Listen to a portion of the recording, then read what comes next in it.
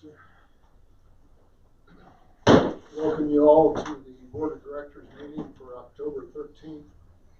Begin the evening with our study session as listed on your schedule. Jim?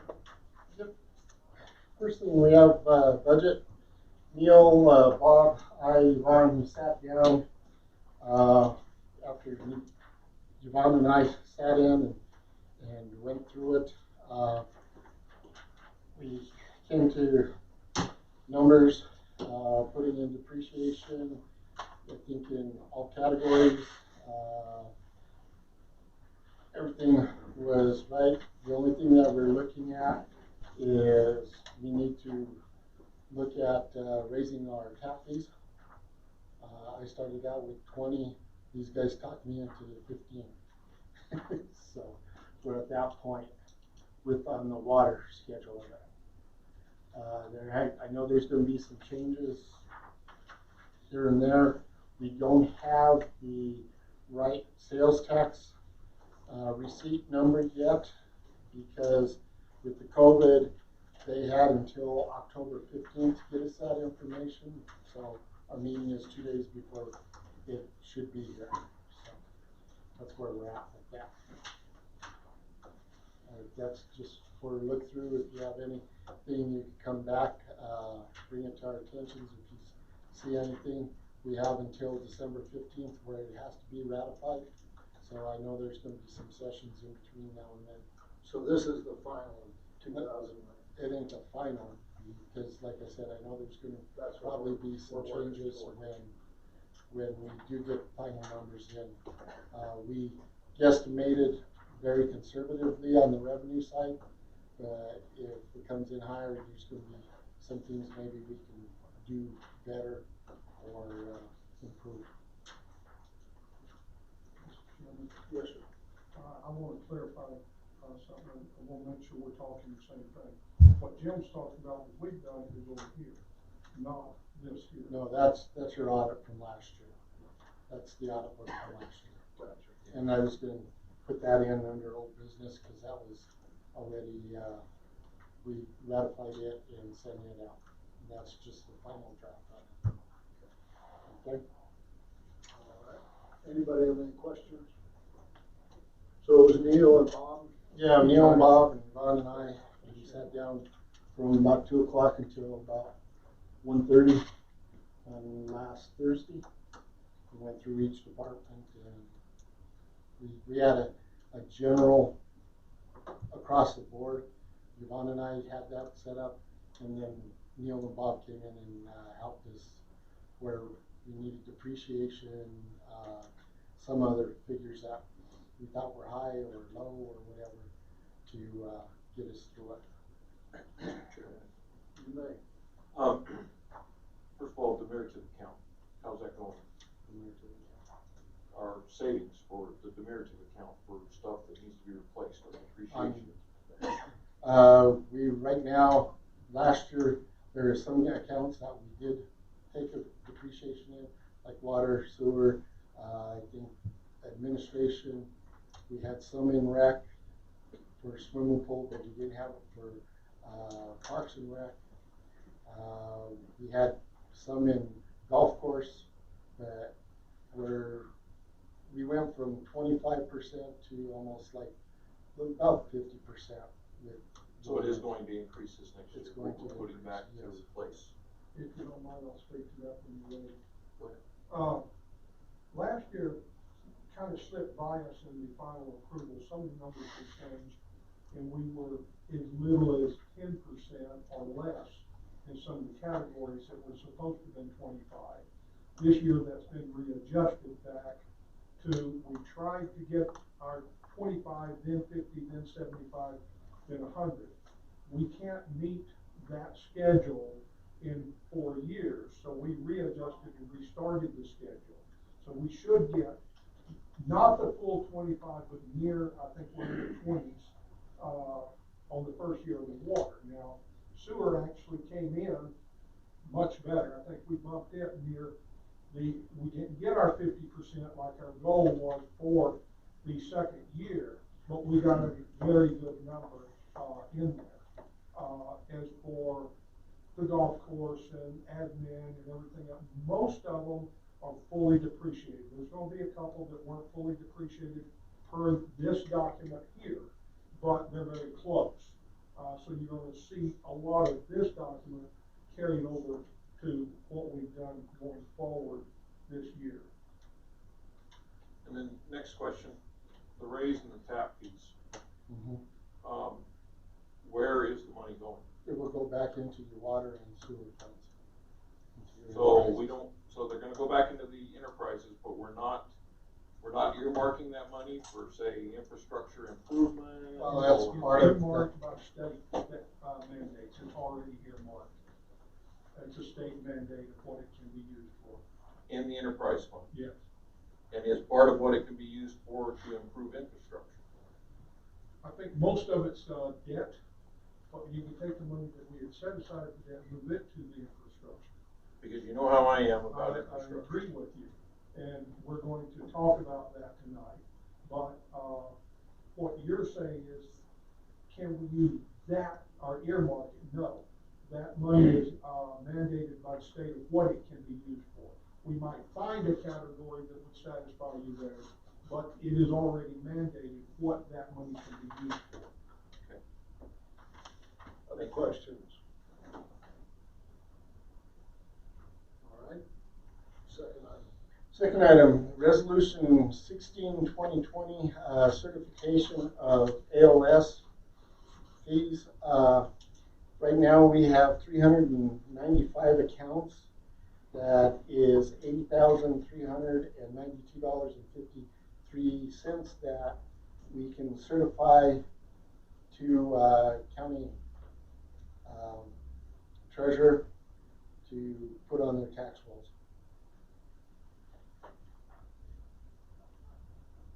Questions? And you have that resolution within your packet.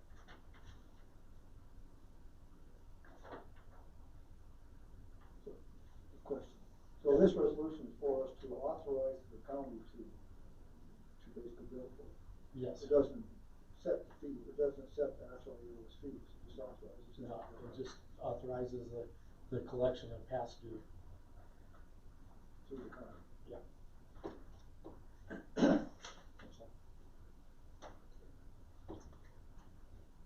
Okay, next we have a property offer for Unit 1, lots 975 and 725. If you look under your red section, first red section, there's a contract by DD Land. I put in photos of where these are at. They both do have water and sewer in the street. The price on our books for the 975 is $1,000, and they're both in. The other one is $818, and they're both out of the enterprise fund. He is offering $5,000 for both properties. They are both R2 properties, county and under our. Just to clarify, that's 5,000 each, not for both properties? Yes, 5,000 each. I see one was highlighted on the back side, I'm sorry.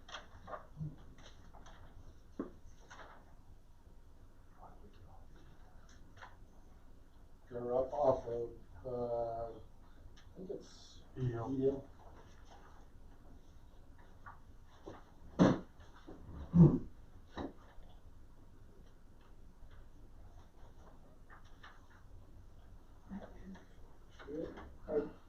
Mr. Chairman, I guess just a little bit of information, I think the D-Land is a reseller. They're probably, we don't know what they're buying for, but they're probably not buying these to build. They're probably buying to resell.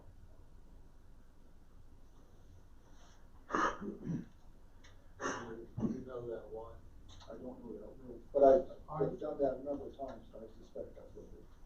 And I think they're putting them on the internet, I think I've seen some. I don't have documentation, but I believe these are being listed out of town, out of state, that kind of thing, at exorbitant fees. as if any of that matters. Okay. All righty. Nothing else, Jim? Okay, number 4, Paulsick, we're at the stage, he did tear down his wall, he did move it back. The only problem is, in reviewing all of this, he has left boulders in the right of way. I think we need to talk about as to how much of a time limit you want me to give him to get him completely out of our right of way and on his property, or how do you want me to address this? Or do you want me to bring him in here and have the board address him with it? Are the present rocks in front of his property now, or just? They're Public right of way. they're in the, I know they're on the public side. right away, and I went out there to look, and I know he's working on it, cause he has the strings. But he could probably move them on his own property, and then he could, I mean, he hasn't fanned out, he's trying to put them in as a puzzle. But he could put them on his own property, and I think if we gave him till the end of the month and say, just get them off of the right of way. Get him closer. And get him closer to his property. I don't know if there's any on, the right of way, of those people right next to them. Most of them are across the road, I think, but those right next to him, I think there's some, and that neighborhood, they came in and saw us about, I think there's some in that right of way too. That's, It's all. Romero's. public. Romero's, Okay. yeah. So I think he it- has some in Romero's property right away too. Yeah, but I think if he put them all on his own property, and even to the end of the month, he doesn't have to stack them, or he just get them on his property out of the right of way. What, But then what would we do if he didn't do it? I'd like to address that, Harry, that's the question. What do? We keep giving him another month. This has gone on for how long? You know, he was in here in February or April, and then it was to June, and then it was to August. And now we're in October, and we've still got the same mess. Where do we call it? You know, and say, okay, let's just turn it over to the lawyer. I don't wanna do that because I don't want the fees. I'd rather give him a time frame, but I wanna see something happen. Well, and the other thing, same line, if he doesn't have it out on his own property by the end of the month, we go in with our equipment and put it on his property No. and bill him. We can't put it on his property, but we can. We'll take the rocks, yeah. We We can can take those remove out them of and the then right bill of him way. for it. Yeah, maybe that's the idea, maybe that's what we ought to do, and then we forget about the lawyer. How about until the next meeting? That's 2 weeks. If he can't move the rocks, see, he's had 8 months. And then we send Donnie in with the tractor and tell him, get all the rocks off the right of way. All of them. Why is it always me? We like picking on Donnie. But on the other hand, it's going on, and if we don't do something, it's just gonna continue. So stretch it out 30 days every time we talk, we'll be here for 2 years. I would suggest you give him till the next meeting. If it's not done, then we go move the rocks from our right of way. And we keep the rocks. We keep our rocks, and they're our rocks at that point. And if you're gonna go that route, I think you should have a fee set for what it's gonna cost right now, so I he knows understand. going into it. What type of cost, labor and hours are we looking at? How many, I don't know exactly how many rocks we're looking at. 3 or 4 dump truck loads. So you're looking at, a load of rock, 15 ton, is right in the realm of $300 a load. Plus a dump fee and equipment to load it and unload it, you're probably, you're looking 3 or 4 loads, probably around $2,500 to $3,000. Well, I'm guessing that the 3 or 4 loads, because I don't get what's wrong. You can't quite get it as full, So- depending on the size of rocks. The only place you can put them is the pit, right? Yeah, I can, Storage wise. yeah, I've got a couple options, but the pit would be ideal. Right, so if we move them to the pit, or just let him know it's going to be $1,000 and we're going to move them. I know that's light on money, but I'm not here to ding people. We're going to charge you $1,000 and move them ourselves if it's not done at the end of, by the next meeting. We will review at the next meeting, that's just a suggestion. The only thing is though, is that I don't agree that any taxpayer in this city should have to pay for us to move rocks off of our property that he put there. So I think it should be the actual cost. Okay, I think it should be, How do we you can want give it? him an estimate that actual cost is gonna be approximately Up to 2,500 to 3. We can tell him up to 5,000 to cover ourselves, but he's gonna pay actual cost of man hours, because there's not a taxpayer in this town I agree with that, you. that needs to pay a dime to move those rocks. I agree. Does he own the property that they're right in front of? I'm not the one on the neighbor, but the one across the road where they're lined up their spot. Does he own that property? Some He of them, owns, but not he all. owns some, So he could, I mean, he could just move them back move them into his His property. 20, 30 feet, probably, some of them would be He off the could, right but of he way. had, He could do it real easy within 2 weeks, No, I think so. if we give him till the next meeting. at the next meeting, then you would also need, if it's not done, an estimate from, Public Works to remove those rocks. Good. Now, I believe this is the written request. Yes. Yeah, Yeah, we'll have to address it in the regular meeting. yeah, you'll have to give me direction at that point. Very good. Okay, I know Bob and Neil, Thursday it was a busy day for me.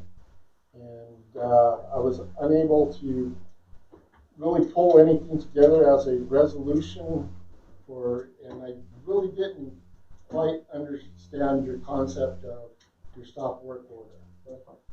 And then your procedure. I figured there would be something here as a group we can help what you wanted to nail down with this resolution. Both Neil and I are, on this list. I yield to Neil if he wants to start, or I will, to you. Well, we both can, I guess, but yes, what Bob and I talked about is that we need to take action. And we need to let the public know that we are going to take action. So stop work order, as county does, or as anybody does, we need to have one. We don't have one now. We also need to come up with a process as to how to serve it. I think creating a stop work order is pretty simple. I mean, relationship to what are you stopping? For instance, your fence. For instance, your fence over on, that we denied, they're continuing to build. We've identified another structure that's being built. We can't say anything, we can just turn it in. So they're continuing to build. It should be stopped until a review is yes or no. Same as if you call regional building and you start something on the side and they see it, they're gonna slap a stop work order on you. I've had them before by accident. I tried to repair a wall in a business in Pueblo, and they drove up and slapped me with a stop work order. Where's your permit? I thought I didn't know I needed a permit to repair my wall. And you said thing about the roofs too, right? Roofing and stuff like that. Well, yes, that's when they're doing stuff that they're not supposed to be doing. That's all it's for. Is stop this, do your review. You may get it, you may not. If you don't get it, you've already got a partial bill, you're gonna tear that down. If you continue to build and you don't get it, you're gonna tear the whole thing down. So that's why we need a stop work order, and some of them are strictly just ignoring us. Is there anything around that you know that you can copy off? Yeah, Pueblo Yeah, County. I'll pull up like I said, I didn't know exactly where you were looking at or. Pueblo Regional Building has stop work order. It's basically, we're gonna change the names and stuff, but the verbiage would be I think very similar. we could copy it. Anybody else need any further explanation from Neil or Bob? I like it. I mean, at this point, all we have that we can hold against anybody is water and sewer. I can stop people from that point. And, you know, there's a lot of things that go on before they get to that point. Well, and if we've We given could them a use a written little stop work order, leverage on. yeah. See, in this case, we could have laid a stop work order on, Mr. Townsend. These are binding, you know, they have legal teeth. But if you don't do anything, it's anything goes. Definitely. I think one of the things that, you know, in this process that Bob and I discussed, we were tasked with going through the discussion of how to handle the and that was part of it, as Mr. Palacic probably could have example. One of the things that we felt like it was revealed in the meeting of the SBA conference was that you need to follow the rules, follow the regulations, and you need to document it and just strictly follow your procedures. Well, that stop work order would be part of that procedure and would have been part of that procedure for Mr. Palacic. And it probably would have cleaned it up a bit.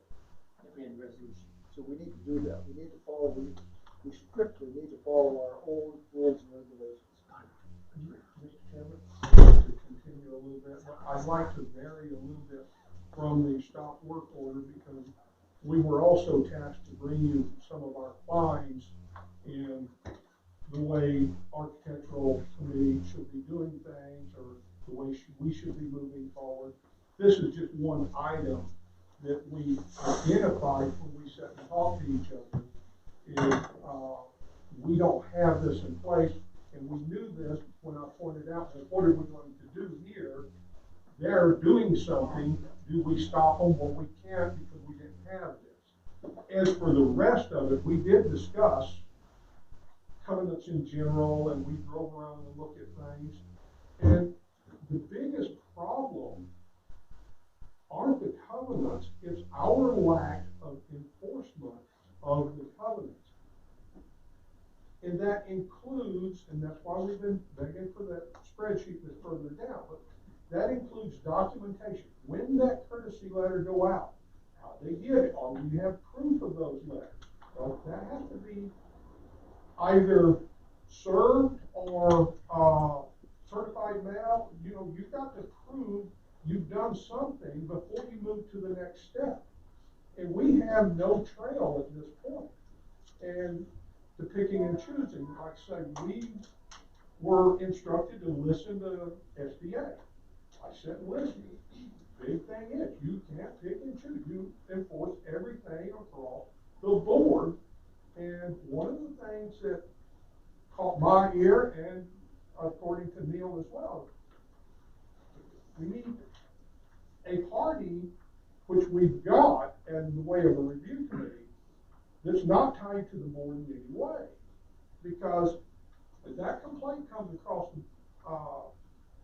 the table and that review committee reviews it, they're not looking at the name on the complaint. They're looking at, is it an actual problem? And the speaker at SBA said that she's aware of one where somebody argued, well, you're picking and choosing and you're not enforcing on the board. Well, when they went and reviewed, 5 of the board members got the same letter. So it has to be consistent. We know that. We've talked about that in the past. There's no issues as long as if we just narrowed it down. Everything we narrowed down come right back to chain of events. Where are we at in the chain of events? Did the letter go out? Can we prove the letter went out? Did we move to the next step in the 30 days? Then did we move one step past that? Of course, so far we haven't even stepped past the first 30 days, and we're 4 months into some of these. I think Larry will address that. I think yeah, this is well, Larry's that's presentation. fine on his part. But what I'm getting at is we were tasked to look at this, and when we sat and looked at it, the only thing that has basically been wrong with the whole setup is we haven't done our job. As a board, now I don't want to blame it on the committee, but if a complaint goes in, it goes through, it gets reviewed, it gets brought to the board. We then take over from there.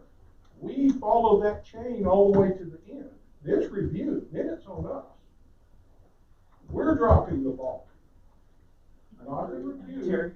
If the review has to get it here. I called Peggy up after that meeting because I looked at things and all the reports we got back from her and from our attorney and what Peggy was saying is the same things. And I said, you don't tell us anything.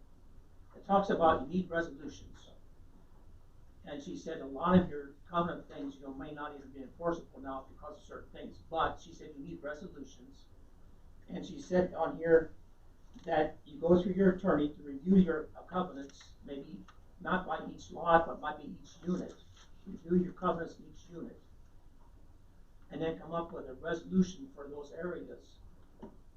And then make it, but she said you have to go through the process. Because I said, you really didn't address what we were really looking for. I was looking for a little magic wand out there that said, this happens. And she didn't do any more. And she worked with an HOA for years. And she said, and I said, what else was other people do? She said, they're doing what you're doing, but you need to have resolutions. But I'd go, and she wrote in here, she said each lot, but I think what she meant is each unit, because each unit's a little different. So I think if we look at areas, and some of the units are almost the same, so you can almost get it, but I think we need our timesheet, and then when we get that together, then you can have a spreadsheet that has everything, here's what we do, because these things are in place. And we don't have that right now. Well, let me get back to the spreadsheet you just mentioned, Harry. The spreadsheet told us, not them, we asked them to fill it out, hand it to us. We add it, we carry it at each meeting. Because we have to look at that and say, okay, we did this step. They don't tell us to move to the next step. We do that. But I think we need to give them clearer things with the resolution stuff, so they're not in deep water either. And I think they have it there. I think resolutions to deal with. Well, but he'll get it to us, I think, probably after this, when we're done this week, maybe, we'll get those. What resolution are you talking about? There's nothing we can do. No, resolutions for the covenants. We can't change covenants. No, yes, according to them. No, we Yeah. cannot. She strictly Whoa, said whoa. Now, wait a second. 67 and a Hold half. it. Now, wait a Hold second. it. Hold it. Harry has. We're not gonna get into that, because those are lawyer things, not our things. But she said, you can change things to make it more equitable and common sense in certain areas. And she said, but you need resolutions to do that. She said you can change the rules. She The rules is what we change.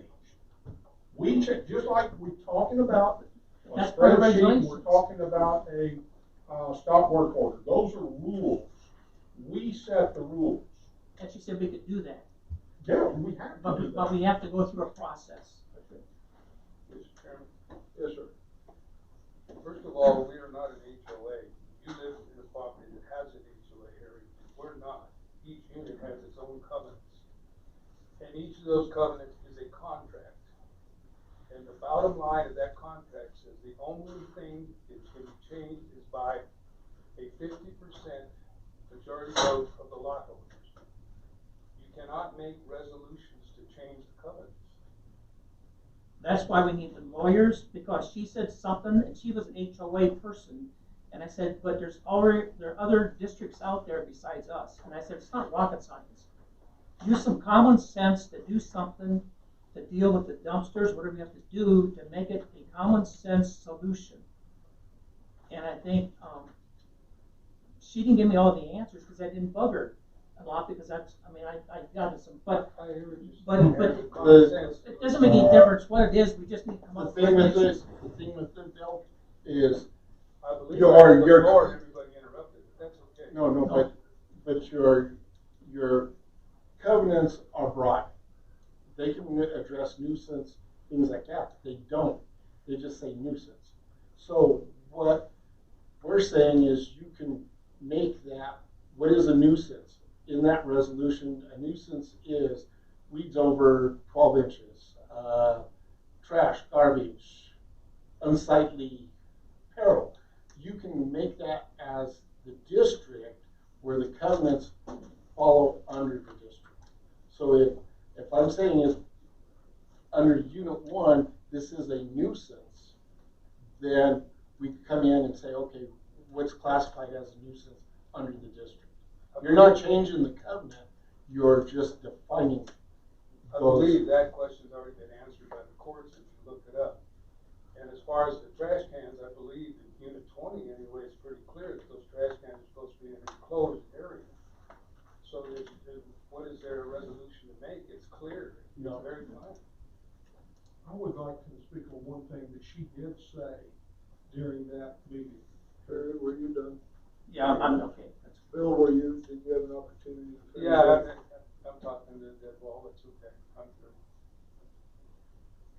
Sure. I didn't want to go trash can route, but because it's on the floor now, as being spoken of, if you paid attention to the speech she gave, she did talk about trash cans. Now, she had talked about making rules. And one of the rules that they changed actually went to the trash cans. Normally, like us, they give a 30-day courtesy letter, clean it up. But did you catch what they do? She said what they do on trash cans. Way shorter. That's like right. 10. 7 days. So they don't screw around with trash cans. See, here's my point, and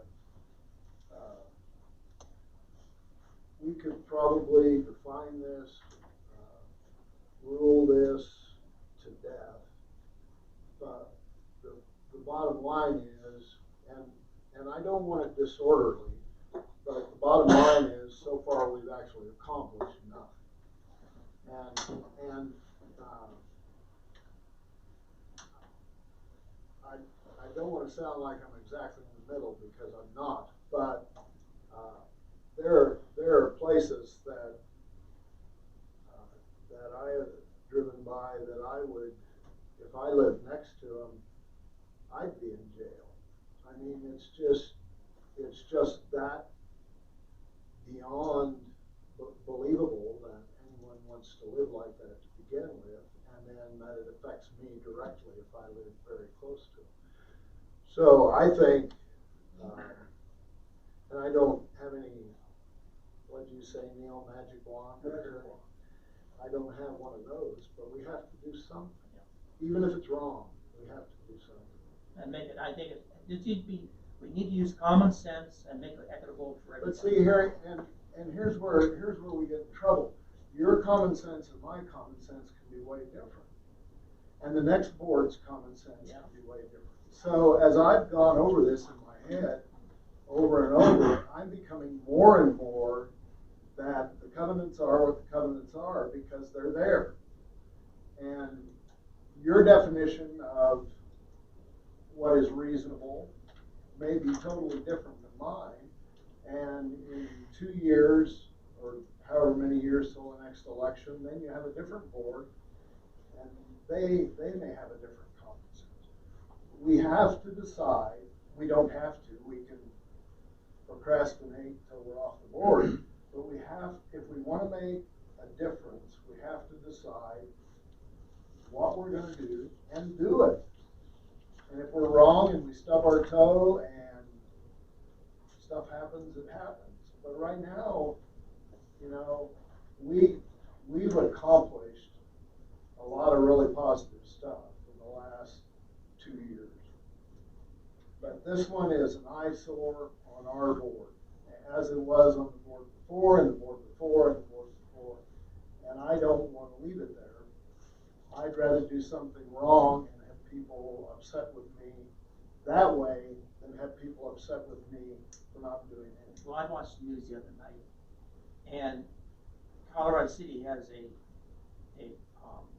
trash thing, and the main issue with Colorado City, or Colorado Springs, I'm sorry, and the main issue with Colorado Springs is your dumpsters better not have trash outside the dumpsters.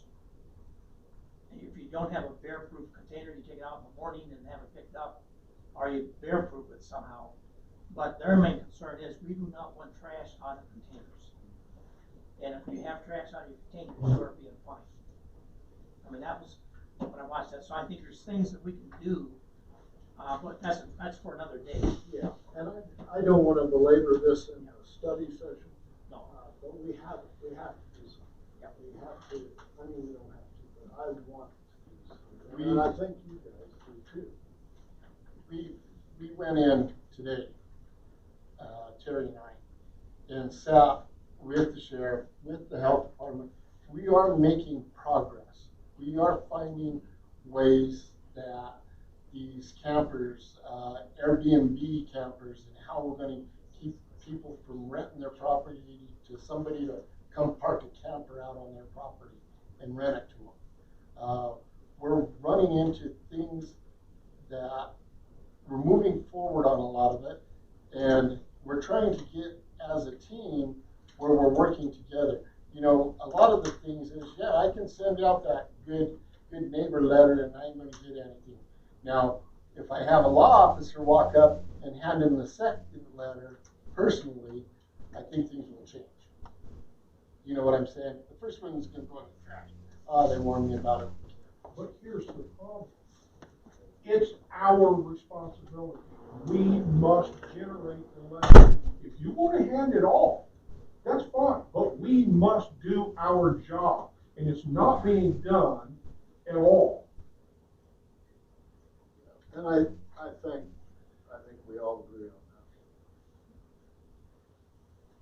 that. Is there any new information either of you want to present as part of number 5 or 6 at this point? No, I think we're just beating it up. I think that, we need to move on. Like I say, when we looked at everything, it came down to, did we do everything in the chain? The chain is broken. We just got a bucket full of lint right now. There is no chain. That's so much. I think we're beating In it the up. infrastructure report, I didn't hear anything on that. We got off on that. So you just wanna, No, I think you that's gotta a address different that, discussion. I think you'll discuss that when you. Well, he said 5 and 6. Oh, That's the yeah. reason why I That was was wondering. where I wanted to. Okay. Was there anything else on the infrastructure issue? We haven't talked infrastructure yet. That was a totally different talk from covenant. Right. But yes, there is stuff on infrastructure. Without you circling you, Jim, I think that's what we're ready for, right, per se. Yeah.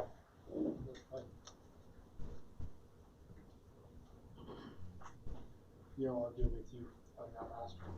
Number, We still have the plan here, the 2-year plan, the plan stretched out there ways that we need to move forward on a number of different things. We don't have a strategic plan, and a strategic plan for a community is quite extensive and gets involved in the community. It's really an extensive process. But we need to create a plan for the city, kind of our projects in the future. And I think Harry and I we established this plan with Jim's help and just kind of push this thing forward. We need to continue to work on that and update it.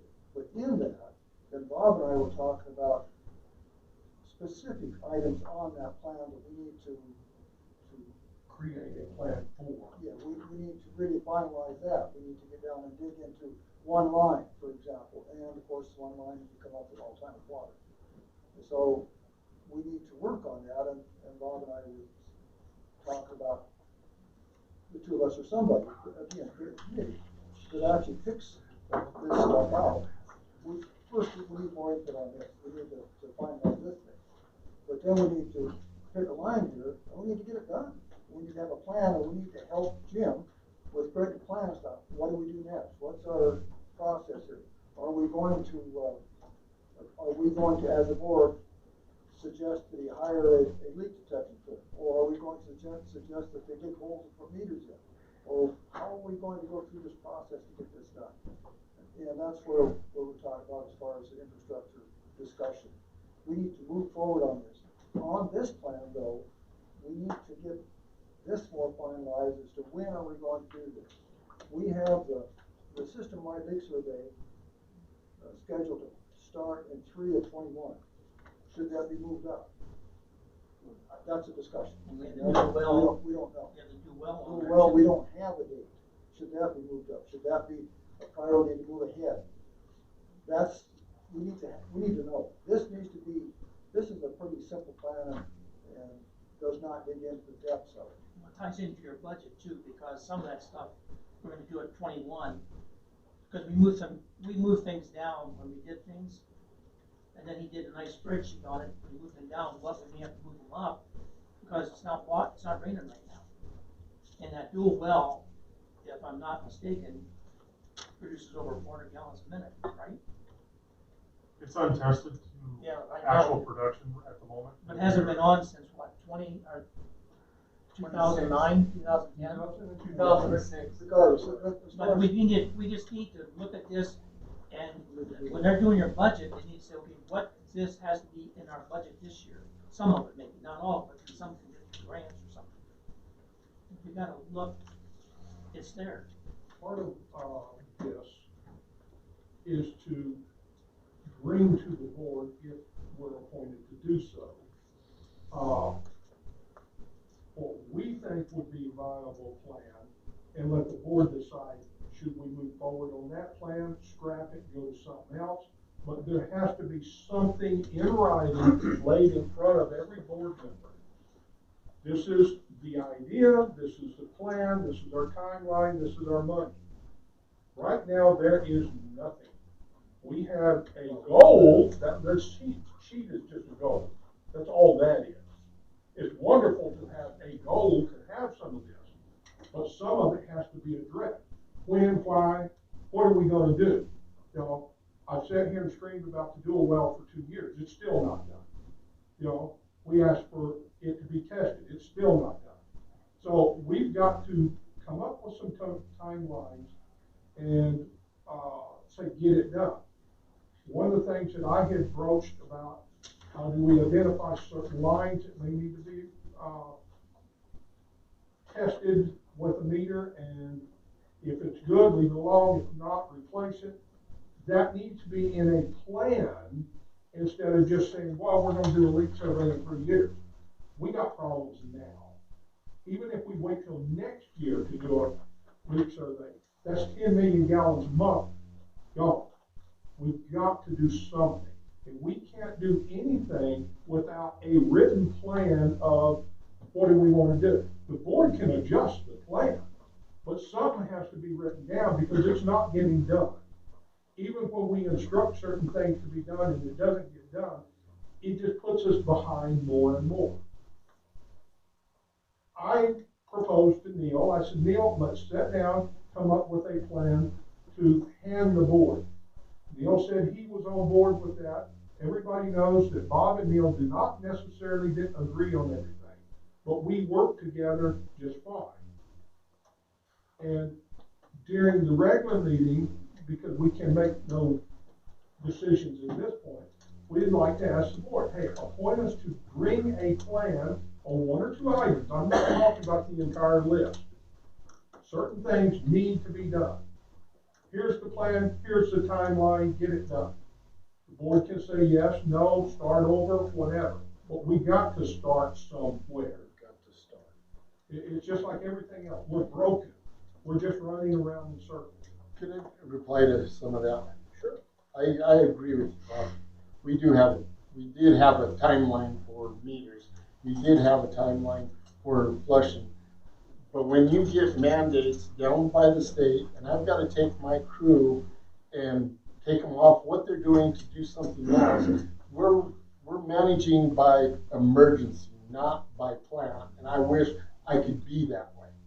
But when you have a situation where you aren't able to produce water because of a violation that we fail to say, oh, well, you're next on our plan list, I can't do it. I've got to get that done first and put everything else aside.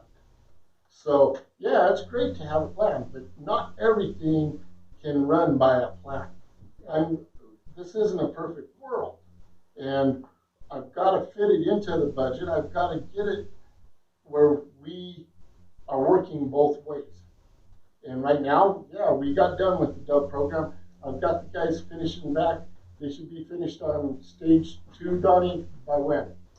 We're hopefully be done with 2 by the end of the month. Yeah, where they should have been done about the beginning of August.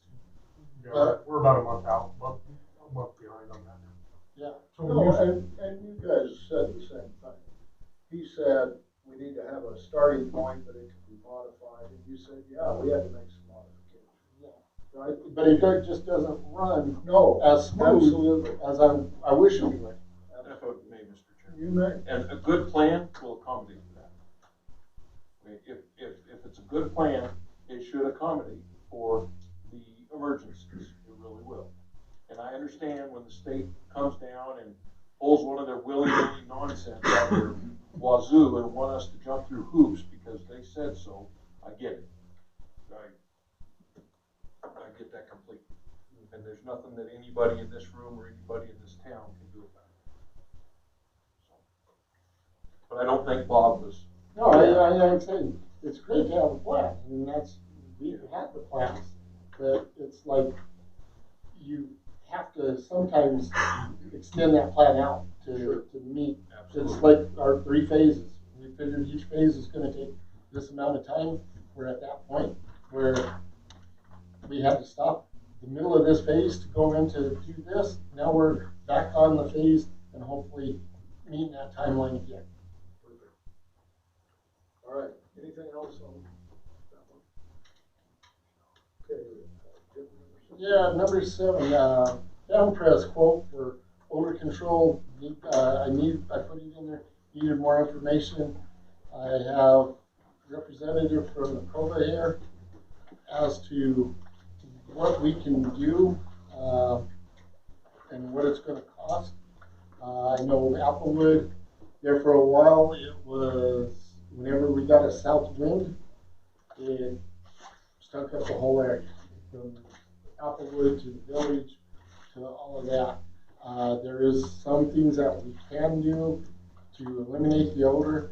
I told Gary to find something that we can do with what we're doing with our can press to eliminate the smell.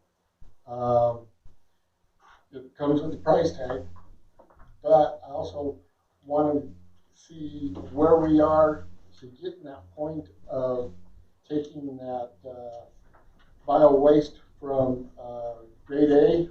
Am I right, Gary? From a B to A, where we can sell it or whatever, and whether this would be helping in doing that or if it's going to hurt us. So I would like to speak on that before we get to this gentleman. Nothing against him, but if this has to do with the smell, that's what I'm understanding, and the fan press. Do you also have a report from the people who designed the fan press and sold us the fan press that said they would give us support? Support in not having a smell? They said they would support us in running it properly. You know, if we're creating an odor issue, that should be part of their support as well. No. So did you talk to them when they sold us this equipment? We told that we would have support. Did we talk to them? I'll let you handle that. You were. Yeah, so they sold us the fan press that does X. The byproduct of X is some odor.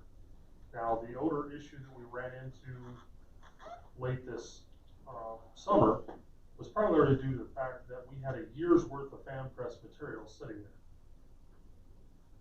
We are now down to less than a dump truck load sitting there monthly, and I've had very minimal, if any, complaints since we took it to that point. Now, the Prime Solutions, which is the company that we purchased the fan press from, their support wasn't in the fact of their product does not eliminate the odor without essentially this or other companies' products being added to it. All right, hey, thank you. My name is Mike, I'm with Evoqua. So I've been working with Gary. We have tried one of the products from Evoqua, and really there's no easy way of showing numbers, although we do have some numbers that it works, other than the smell. I mean, we were sitting there smelling non-treated and then treated, which, what, 4 of us? Yeah. Yeah, and then, I mean, it won. It knocked the odors out, period. So, can you go to the next slide? So the chemical we're using is VX456. It is a chloride nitrate solution, proprietary chemical. And it's there for H2S, sulfides, and alloys. And it's used on pre-filter press treatment. That's a busy slide. I pretty much cover that. It's sodium chloride and nitrate salt. That's busy too. Okay, so right here, this was bug counts. And this is done, this is getting to what you're talking about, and then Gary. So the raw sample had 23 million bugs in it. And after we treated it, it was less than 12,000. And Gary, what do we need to get to? Oh, it's gonna be under 200, I think. Okay. But we never pressed it. We somewhat left it there. And so, I mean, we could do more testing on that. And a really good way of looking at, if you're knocking out the H2S, is to look at sulfides. So we had 5 ppm without, and then 0 with. So we did win that. So that's just for H2S. There's other odors in that sludge rather than H2S and sulfides. But sulfide wise, we killed it.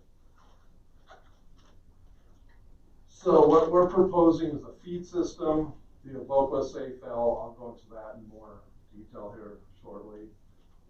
Injecting it in past the polymer. So you have the pump, polymer feed, and then we'd be past that. And it'd all be within that skid is where it would be. Not, the feed system would be in the blower room, in its own room, pumped over into the skid area. And this is the feed skid.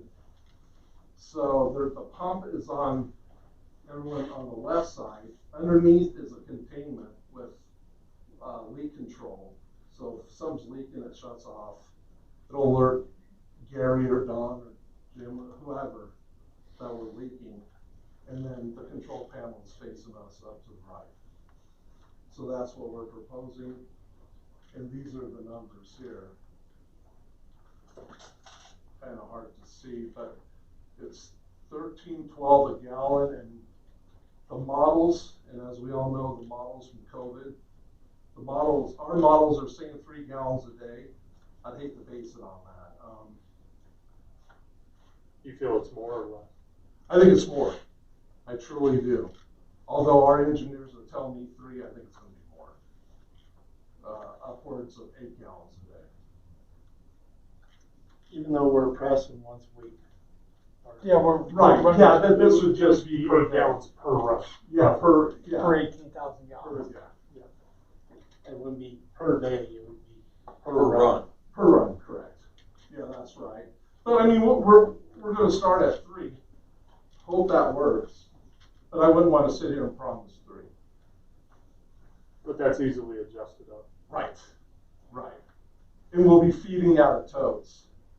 And that's really about it. Gary, the $5,500 one-time fee, is that the equipment? That's you all purchasing the equipment. So there's 2 options in there. One was the Evoqua would maintain and keep the equipment, and there'd be a lease fee. So option 1 is the lease, and you can see there's a mold fee, and then $765 a month. Yeah. And then if you all were to purchase it, it'd be $48,002. And then for us to service it, it'd be about $640. Now, say, okay, we did this for a year. You did it for a year, it isn't doing what we want it to do. Right. We want it out. Are we good at that, or does that? Well, I'm sound- good with that, but I think what we would need, it can't be subjective. We'd have to have mutual goals. Yeah, So then, Because- then we know it's working or it's not working. or can I try this out for a year up to, say, $765 a month, and at the end of the year say, okay, now can we buy the rest of it out at a cheaper price? Yeah. Yes. You know, that's That what I'm could be saying. done. I need a lot more information in this as Okay. to Yeah. Is there a way that if I don't like it, I don't need it? Right, I wouldn't want you guys using it if it didn't work. Yeah, or pay $48,000 and it ain't meeting any of our goals. Right. Right, no, absolutely. I just gave the two options you guys had. Okay. But if you wanted a buyout after such a period of time, I could have that done. It's something, I know it would help us in getting to our goal of taking it from a B to an A, because it's killing the bugs. The only aspect that we need next would be a drying area to keep it where we can dry it to make it a marketable product. Right. But in the same sense, I know, it's a hit for us. Whereas I can haul this off on a monthly basis for the same amount. And I won't have that smell because we're hauling it off on a monthly basis. How much does it cost us to haul Well, the It last is $33 a ton. $33 to it.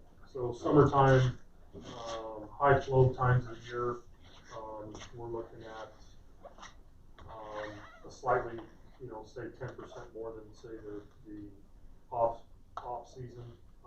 But I would say at this point, it's hard to gauge because since we hauled it off, we haven't run it a whole lot, Gary. So Right. I think we're probably in the,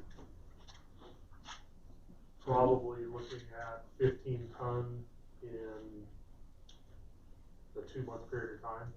So 15 times 30, you're looking at about $2,000 every 2 months. Dump fees and haul fees. So this program is not going to,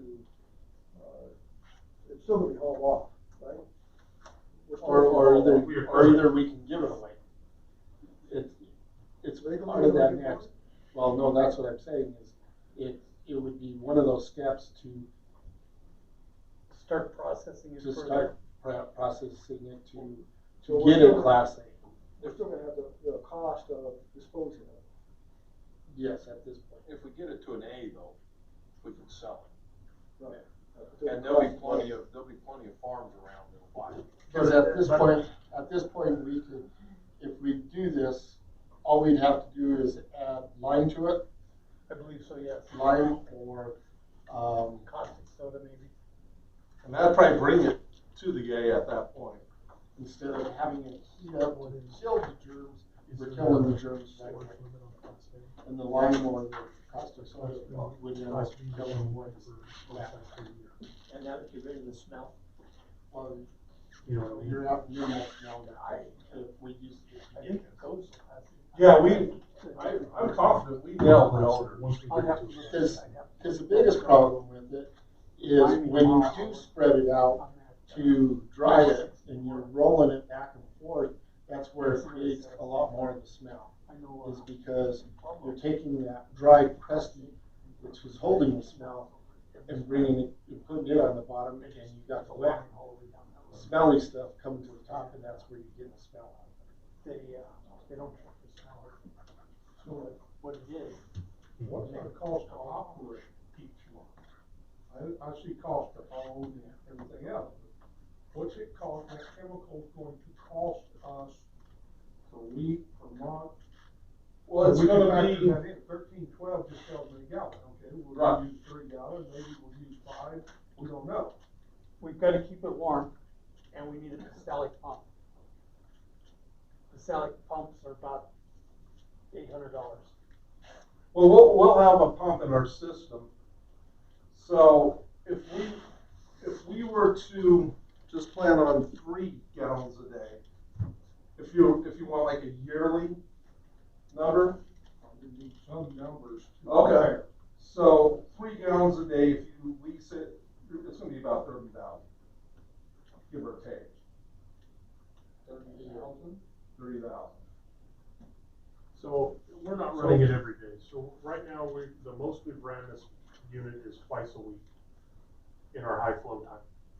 So if it's running, let's just go on the high end, say it's running 10 gallons just as a high ballpark number. So that's $130 a run. So you take that times 8. So you're looking at $900 a month to run it just chemical. Times 12, you're at 80, or I'm sorry, 106. So you're looking at about Almost. And I base that off of about more $13,000 a year. So, Just in chemical. Just in case, yes. so Donnie, since we hauled off the year's worth of crap that we had sitting there, Plus and we've the- got what, a month's worth down? No. We're not to a. We have one load down there. One load down One there? day down. run. How long has it been since we hauled off the year's worth? 3 months. 3 months. In the 3 months since we hauled it off, have we been getting complaints? Yeah, Yes. We have got complaints since we hauled it off. Yes. We got that shock load a couple of months ago and it wiped out the plant. And that reeked worse than any of that sludge. Whatever it was that somebody dumped, filled that whole basin and it smelled for days, weeks. Okay, so that was, Separate from the fan presses. yeah, that's separate from the fan press. That's one of those freaks of nature that we couldn't really help. I mean, somebody dumped something that shouldn't have been dumped into the sewer. Is that what you're Correct. telling me? Yeah. And it did what it did, and that wasn't anybody's fault. Well, whoever dumped it. Well, yeah, whoever dumped it, it was their fault. But I mean, it wasn't anybody's fault. It wasn't your fault or anybody's. No, we just have to deal with it. Or anybody's fault of the equipment. It wasn't any of that Correct. stuff, correct? So, I mean, your number is correct. You're telling me about 15 ton every couple of months we're gonna be hauling off? Mhm. So we're talking You got $500 worth of expense 500. every couple of months? You've got 500 in dump fees and then the haul fee, which is around $250. So less than $1,000 each time we haul it. So less than $1,000 every couple of months, and I don't know. I mean, maybe I'm just simple-minded here, but I think this is kind of overthinking the plumbing. I mean, Bill, I'm a little bit confused because the smell's coming from the stuff, and I live in Applewood, from the stuff sitting there and being processed there when the fan press freezes. And if you're not going to treat it, and you're gonna leave it there for 3 months, the smell's gonna continue, and I thought the purpose was to eliminate the smell. Hauling it off should have nothing to do with it. the smell shouldn't continue though, correct? So It will. I presented Jim with a couple options since we hauled off in this last 3 months.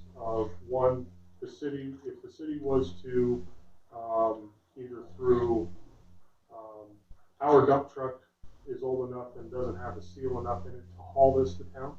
It's just old and the seams don't work for driving down the highway. So we were looking at an option of either purchasing a dump trailer that was dedicated to this, that would sit there and, let's say weekly, get left.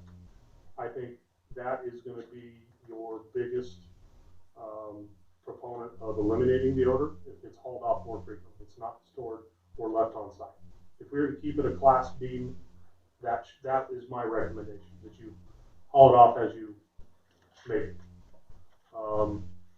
If we're gonna go the route of trying to get this to a class A and market it in a different form or use it on our own properties, then yes, I think we're headed down the road of looking at what our options are to eliminate the smell, because in order to get it to a class A, it's gonna have to stay on site for a longer period of time to become a class A as it dries, and then at that point it needs to be covered and stored in that aspect. So you kind of got, for me, the cost involved with it, I'd rather haul it once a week or once a run. Once every 2 runs. Correct. So monthly, what would that cost be? So if we're at, let's just say $800 each time if I was to haul 15 tons. Obviously I'm hauling weekly, my tonnage should equate to the same over a month. I should be somewhere in the realm of about $1,800 Okay. a month. And now, do you have sufficient manpower to do this before we continue down this line? You don't have the CDLs. You don't need a CDL with a dump trailer. Bill, you had another comment? Well, if we're trying, the goal is to turn this into a Class A or Class A BQ product, wouldn't it be better to use a dehydrator as opposed to leaving it set on site and move it around and cause the smell? That is an option as well. We just go through the dehydrator piece because you're talking some hefty money there. But when you consider it over a period of time, it's what it would cost for manpower and tractors and everything else to do this and turn it and everything. Sounds to me like a dehydrator would be the most economical way over a period of time. We still have equipment. I would think the main point would be to stop the smell, and dehydrator would do it. This was one of the options, and that's why I said there's no action on it. I wanted to say, to show that we are working on this issue that was a complaint, and we are moving forward some way, somehow. I'm just speaking as one board member here, but I would definitely, before I could get behind anything like this, I would need hard numbers. Not guesses, but I need hard as you can get numbers. Oh, I agree, We're gonna Rob. spend. I agree. Because that's one thing that seems, since I've gotten this position on the board, that seems to always happen is the numbers don't get nailed down, and next thing you know, you're spending another 20 grand on something that it was only supposed to cost 15. So. Oh, I agree. One of the positive sides of this is, going through the budget, and the fan press has saved us, because we used to send out $120,000 every year to have them haul the water sludge out. And this year, that's why you're starting to see where we are being more efficient in the sewer plant. That's why we're able to, it was a lot easier to find the money for depreciation for the sewer plant, because we had a reserve there. Well, because our fan press will be paid off in March, I believe it is. That our 2 years were done, and we're good. So for what the fan press has cost us, yeah, there was operating costs and things that were added in where we're probably at $200,000 into it. When it was brought, it was like starting out at 125.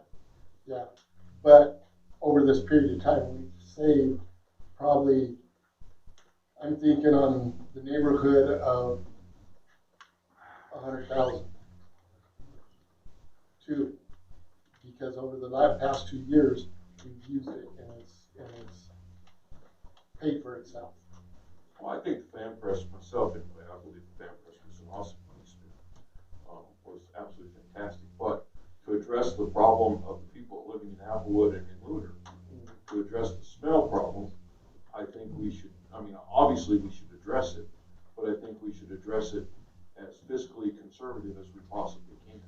And I hate to overthink the plummet, because the more we overthink the plummet, the more we offer up to more things happening, more unexpected costs coming up, where get Billy Joe to hook up to a dump trailer and fill it full of crap and send it to the dump. And let's do it every week, and then Mr. Ellis won't have to smell it over there in Applewood. And I agree. If we can do that and it's successful, and we can do that for less money, that would be my. Because your operating costs on that, you looked at trailers 20. So for a 10,000 GVW, what you're looking at, which is something that we can pull without having to jump into the CDL side of things and increasing costs and equipment.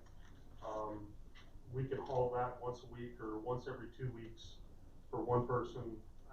My costs are pretty minimal. It's a person a 2.5 hour trip to the dump and back.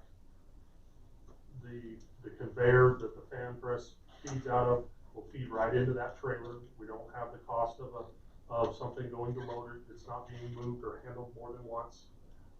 It goes into the trailer, and once the trailer is adequately filled, it goes to the dump, comes back parked in the same spot. That trailer that we're talking about is about $9,000. Bill? If I go back a year ago, 2 years ago, whenever this started, in the back of my mind, I think the process was to create a product that could be sold. And to get to that point, once you're at that point, there aren't any costs. If the product is being sold and sold at a profit, you should create an income. We shouldn't be talking about costs. We should be talking about how to create the income from the product that we're trying to create. If creating an A or ADQ product will eliminate the smell, will eliminate and give us a product that can be sold, that will generate money to go back into the sewer plant because it is, as we all know, over capacity. I think that's what we should be looking at, and how to turn it into a profit center instead of a cost item.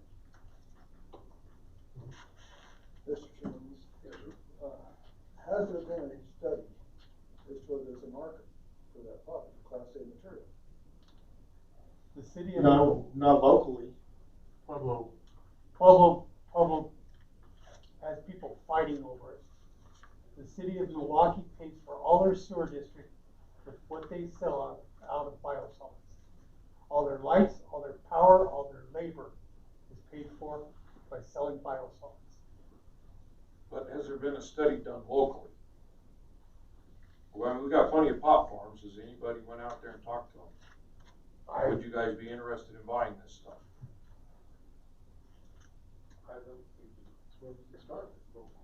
I mean, before we even farmers go down the market of making a product, we gotta make sure we got a market for it. I really think your market for us here is your ranches and farmers within Pueblo County, and possibly Warpino County.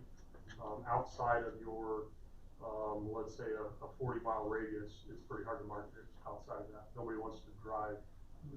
So I'd like to see a break-even point.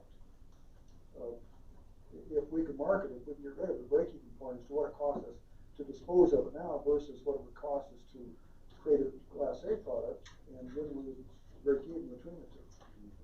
So I think we have a two-headed issue. You have a short-term problem, which is the smell. We have a long-term investment of how we're going to deal with it going forward beyond that. So I agree with Bill in the aspect of pursuing this further into getting it to a Class A. I think part of the issue that we dealt with or are dealing with is we were presented with a stopgap problem. You know, we were trying to work through how we can get it to a Class A and fund that project. And in the interim, we were hit with a neighborhood that was dealing with the smell issue and is still dealing with it to an extent. And this gentleman's here, and the phone calls that I've made and presented to Jim, options were to take care of the problem in front of us right now, get rid of the smell as we can work through to financing the piece getting into a Class A order pay for itself. Yes, sir. If we bought you a trailer, would you use it for other things that was no longer needed for the? When it was no longer needed for the fan press and we were going down the road, absolutely we could use it, throughout the city and throughout multiple departments. I'd like to ask the presenter a question. Yes. The odor control, if they were to start using manual dry it on the ground type of system, the odor control that you are proposing would help control the odor while they did that process.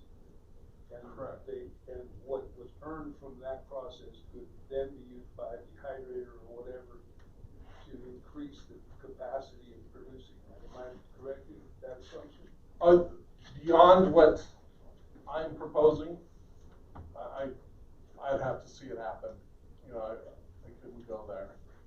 With what I'm doing, you have about 72 hours of motor control, Okay. once it comes off the press. So it just dissipates. You know, when we bought the fan press, we talked about it making money, and that got thrown out the door. I asked the year into it, they said, oh, we can't use it outside of town, we need it every day of the week. Now I hear we're using it only 2 days a week. So, again, it's back to the plans we're talking about, there are none.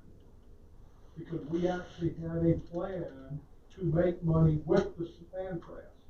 Now we want to make money with the crap the fan press produces, and we haven't even made the first dollar with the fan press. It sits there. There's no follow through on any of this.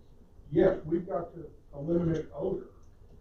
I don't know which would be the best way to do it, haul it or cure it. That's a discussion. I need numbers just like Mr. Collins suggests. But to even talk about making money on the byproduct when we can't even make money on the machine is crazy. We are making money on the Terry, machine. can I answer that? Like I said, that fan press is paid for itself in that we aren't sending $120,000 down the road. We're keeping it here. It's cost us minimal compared to what it was costing you at $120,000 a year. It's costing us about $45,000 to operate it, man it, and do what needs to be done. I feel that, yeah, if we put it out on the road, is that going to be a wise investment for us? And as for our plant being overloaded, we've changed that by the backwash water, which now we're running about 50%. So we aren't having to run it every day like we were when we were using the backwash water. That's why it's down to using it once a week or once every 2 weeks. We don't have that water in our system. The board discussed creating an enterprise and using that to make money. Where's the plan? It never was developed. We're getting sold these bill of goods. This will do this, we can make money, and then it never happens. We're good, we'll just cover ourselves. I don't think we wanna go down that road. Here's what I say that, cause I grew up on a farm. And I pull things around, and I think the fan press is too valuable for us, will last a lot longer if it stays in one place than if it goes down to Mahanta or if it goes down to Wassenberg or somewhere twice a week.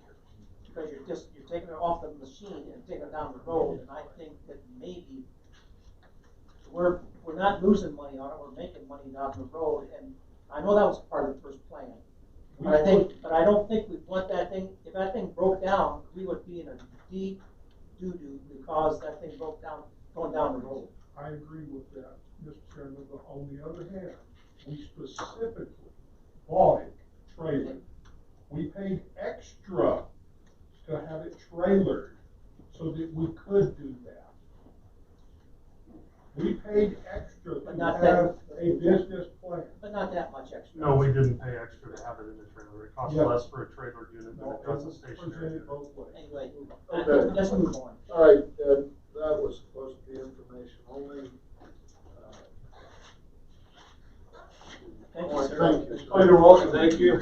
It's going what Harry said, we were getting in deep doo-doo. I don't know if that was a pun deliberately, but I think definitely we need to give some more thought to the information we've had presented to us. If there's nothing else in the study session, I'm ready to call an end to the study session. I immediately move into the regular board of directors meeting. Would you join me with the pledge of allegiance? I pledge allegiance to the flag of the United States of America and to the republic for which it stands, one nation, under God, indivisible, with liberty and justice for all. For those of you so inclined, I would invite you to join me for a moment of silence.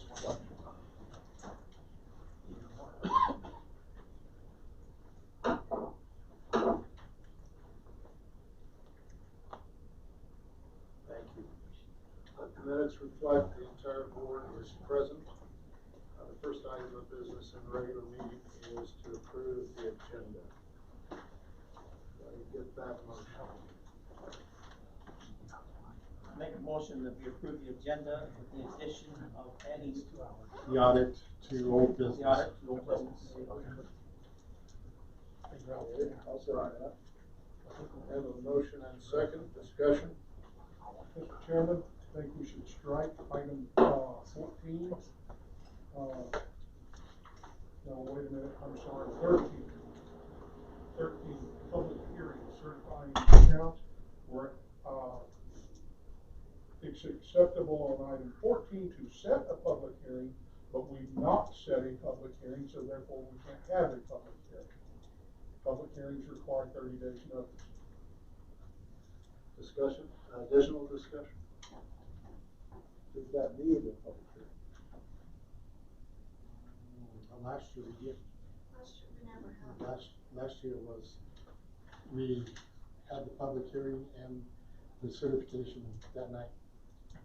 And this has to be done, it has to be the resolution has to be passed and has to be to the county by November 1st. So in the past, Karen, we have not even No, had a it's public just- hearing on No, that? we've had a public hearing every year, and it's posted at the same time the meeting agenda is posted. Other discussion? So, We're not, what is the answer about, does it need a public hearing? I don't know. From past records showed that we did. Well, no, It's last not a records have public had hearing. it, but it was approved the same night. Same night. Correct. So it's a matter of the 30-day notice is what. Yeah, that's. Bob's the saying that discussion. our public hearing is not valid because we didn't have a 30-day notice, but we've never done that before. you have a rule, It's not a public hearing if we're just gonna do it on the next line. Yeah, let's just We take did it to agenda. Just to, so take out the public hearing, Yeah. 14, just do the resolution. All I'm saying, yeah. Um, If you don't want a public hearing, that's fine, we'll just take care of it on 14. Right. But public hearings generally require 30-day notice. So who made the motion to, Harry, are you okay with striking item 13?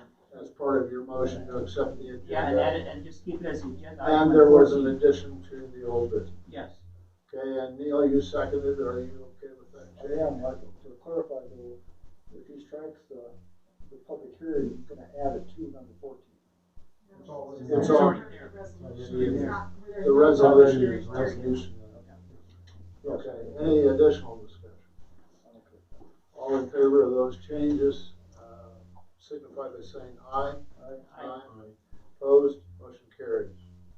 Agenda is approved. Approval of minutes for the study and work session and regular meeting of September 22nd.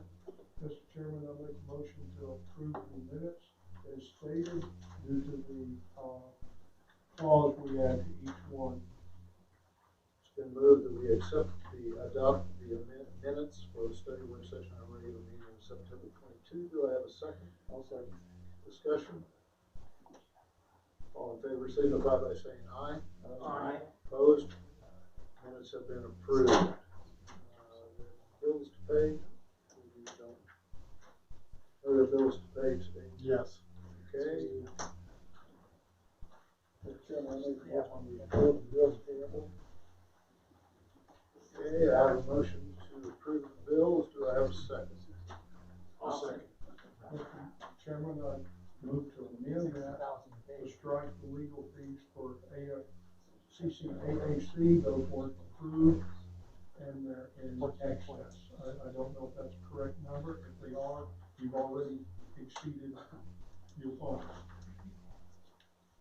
Okay, right now, I have a motion to approve the bills.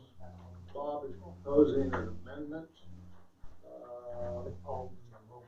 Is the person who proposed paying the bills okay with that amendment? Well, That's way, way low. which one do you want? Which one are you talking We about? need to know. I'll split them up. Legal fees. I guess what's the question about the legal fees? $4,688 to $4,700 in legal fees this board's never talked about. Okay, so just a minute, I wanna follow this the way we need to follow it. Right now, we have a motion on the floor to pay the bills. Bob has proposed an amendment. Did you make the motion, Neil? Do you? I made the motion. Do you, wanna go along with an amendment? Do you want your motion voted on as it was? No, I don't want to. Okay, so, any further discussion on the motion on the floor? Judge, I would like to say something. Sure. Bob, I think that's a discussion. On the same token, we have a bill. I'm not so sure we cannot pay it. Are we sure it's correct? Well, let's get into discussion before we do anything. Let's just move on. We are in discussion. Okay. Thank you, Mr. Chairman. Are you done with what you wanted to say? Okay, did you have, something you wanted to add, Bob? I would like to discuss this, bill, this excessive bill. I don't know if you want to do it now, or. I think in order to approve the bills, now is I as good a time. understand we need to approve the bills, but a serious discussion needs to be had. Can we add it to, the agenda under new business? No, not when we're approving the bills. I'm not talking No, about he's that. talking about a discussion. Oh, after we approve the bills. Discussion of the problems. You've already I prepared the agenda. Well, we have new business. No, we already, no, that's not part of the business. The agenda's already been approved. We have new business on here. We can approve new business. No, you cannot. Mr. Chairman. Not Just a minute. Robert Rules of Order. Whoa, Robert's Rules of Order, once you set your agenda, you cannot add to that agenda a new item. okay, just a minute.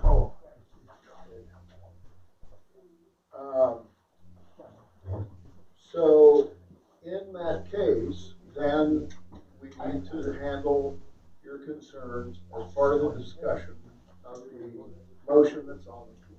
That's right. So let's go ahead and tell us what you want to say, Bob, on that. You definitely have that. But I'm going to bring other stuff in old business. You can't. I can. The I'm state sorry. law allows me to, No, Harry. Robert Rules of Hell with Order. Robert's Rules of Order. You guys, come Wait a on. second, Mr. Cook. Just wait a second. We, We set an agenda, and if you listen to the lady, and I talked to her, once your agenda is set, and that's when we made our motion to approve the agenda. okay, I'm calling the Okay. motion Okay. to a vote. Okay. We have a motion on the floor to pay the bills. All in favor, let's do this by voice vote. All in favor to pay the bills, say aye. Harry? Aye. Bob? Aye. Terry, yes. Greg? Aye. Neil? Yes. Motion carried. Next item of business is operational reports. Well, you have, also your financial report is there. If you look, you have the standpipe. It's still within, it's actually at 27 or 2.7 cents per gallon. So we're making money. No, it's, if you look at the previous, we were at 23, that's your monthly crossover. Oh, So okay. your average for the year, we're still at 25.256. So we're Calibrated. You also have within there, this is the financials for August, the end of August 31st. And it gives you balances as to where we were last year to this year. We're about 500,000 ahead in all departments. If you look at your two summaries. Any other questions on finance or operation? Do you have specific reports, Jim, from any of these? Yes, I do. I got for operational reports, October Parks and Rec operational report, campground had another good month, as things begin to slow down, revenue was at 10,000 for the month, which puts us at 64,000 for the year to date. We have more long-term campers this year to carry through the winter and are exploring options for adding more campsites. Soccer season ended October 10th and had 80 local participants. We are waiting to see if basketball will be able to take place this year, as we are relying on the schools to operate for this program. We had a lot of tree branches on ground that we were able to clean up and have started winterizing areas, and we'll continue to get everything prepared for winter this month. Next, you have wastewater report. The earthwork for the dump program was completed on 10/7. Pipe is in and disinfection ready to use. Analyzers and scheduled to begin next week. All indications lead to the project to be done on time and ready for November for startup. We were able to get Cold Springs running part-time, lack of water. The plant produced 490,000 gallons during the billing cycle. The Beckler plant produced 18,908 gallons of water. 7,000 to 8,000 gallons are air in a counting program, leaves us in that range of 10,000 or 10 million gallon difference. The sanitary survey issues have been addressed and completed. Response has been filed, and we are waiting to hear back from the state. The wastewater plant continues to have low flows, keeping us in compliance. Basin 1 diffusers have been ordered and should be here soon. Basin 1 has been offline since April. We have been working with COBA on odor control, which we just had a presentation on. Golf course, golf shop activities, September rounds last year was 1,591. This year, for September rounds, we had 1,879. Revenue for last year was 48,207. This year is 60,956 for September. We had a great month considering we had snow, that we were closed for 4 days. Our tournaments just finished up for the year. They were all coming back next year as they have enjoyed the season this year. I would like to thank our superintendent. This year he has done an excellent job keeping the course in great shape for the season tournaments. October weather looks to be promising. As for the maintenance side of the golf course, irrigation, front 9, 24 irrigation issues this season, blown laterals, leaking swing arms, leaking couplers, front 9, 4 hydraulic system installed in early 1970s. On November 17th, half-inch system lost 4.25 gallons a minute, which is very poor minimal control of irrigation heads. On October 8th, half-inch system loss 1.5, which is extremely good, best control ever in 9 years. Half system supplied water to pressure to 23 satellites, which allows irrigation heads to turn on and off. The less gallon minute loss, less consecutive run time. The more gallon a minute, more run time per head. Back 9, 4 irrigation issues this season. Back 9 irrigation was installed in 1988 and is a 24-volt 2-wire system. Greens maintenance sprayed every 10 to 15 days. Fertilized wetting agents, plant growth regulator. Double verticut, moderate top dressing October 5th and 6th. Aerification, they started yesterday on the front 9 and they'll finish the back 9 tomorrow. They're using 5 to 6 inch deep, 2 inch by 2 inch spacing steel lines to break up the green. Prep for fall fertilizer, winter snow mold program. Rainfall 1.6 inches recorded from September 1st to October 8th. That is that. Donnie, you have anything on water side? So just add on to Gary's deal with the Dove program, obviously went through that. We are expecting a gentleman the 20th, I believe, to finalize the analyzer solution to bring that 100% online. The dirt project in and of itself obviously got bigger once we had our rock issues. That's all 100% complete. I'm hoping to work with Neil possibly in the next couple weeks on-site visitation to coordinate the redesign or rerouting of the old pathway and how we wanted to address that going forward. Jim and I have had a conversation about that in conjunction with some of the grant money that they're going after. We kind of piggyback that together. The crew, Public Works crew, is now back out on the phase 2 meter project. As we talked earlier, we are hoping for have phase 2 finished up at the end of the month. There will be some shutdowns periodically that we will post on social media, our website, as we come to those scheduled events. We were able to take care of a pretty sizable leak. Our best estimates at this point are somewhere in the 80,000 gallons a day range. We don't know exactly how long this leak was going, so it's hard to put a total number to that, but you're easily in 2.5 million gallons in a month period of time. So that was fixed last week. That was the major shutdown in South Park that everybody may or may not have heard on social media and so forth. That was the reasoning behind that. We don't have enough data on the production side to follow that up to tell exactly what we're doing, but hopefully another 30 days we should be able to maybe narrow that number down to what we were losing versus what we've gained back. I just wanted to touch on that piece there.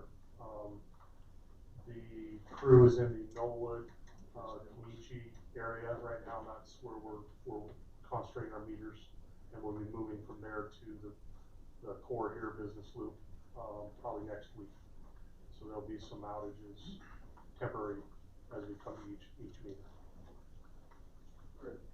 Yeah, Donnie, do you have any estimate on how long that leak's been going on? It's hard to tell. We pulled some data off of the tank that was involved with it, trying to see if we could see some peak and valleys through the trend. There's potential, just kind of speculating at this point, it may have been going since April. So that's a pretty significant time frame of loss that we're obviously excited about having that one taken care of. But it's pretty tough at this point to guesstimate how long it was in a very remote area that isn't frequented by walkers, hikers, property owners. So it very well could have been a long period of time. And how was it discovered? Gentleman was bear hunting. And he discovered it. Mm-hmm.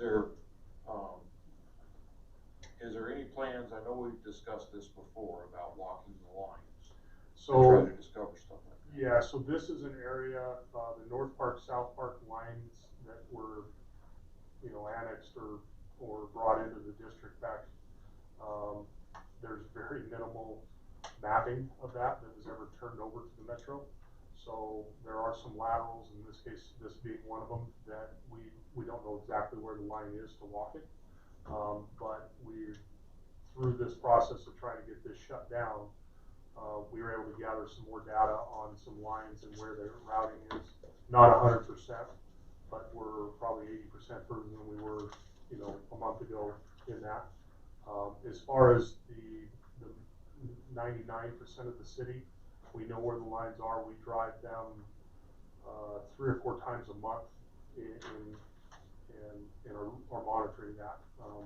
So we're going to add this area to our list of monitoring now that we have an understanding where some of those lines that we don't have maps of and that we didn't install or there's not a record of installation They were a private, entity when they were put in, so there's no easements granted that can lead you in a direction of where they were at, so.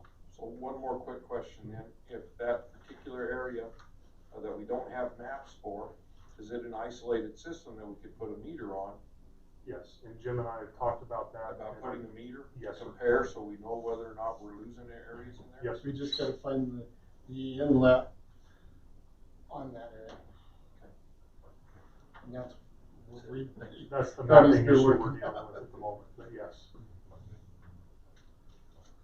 Anything else?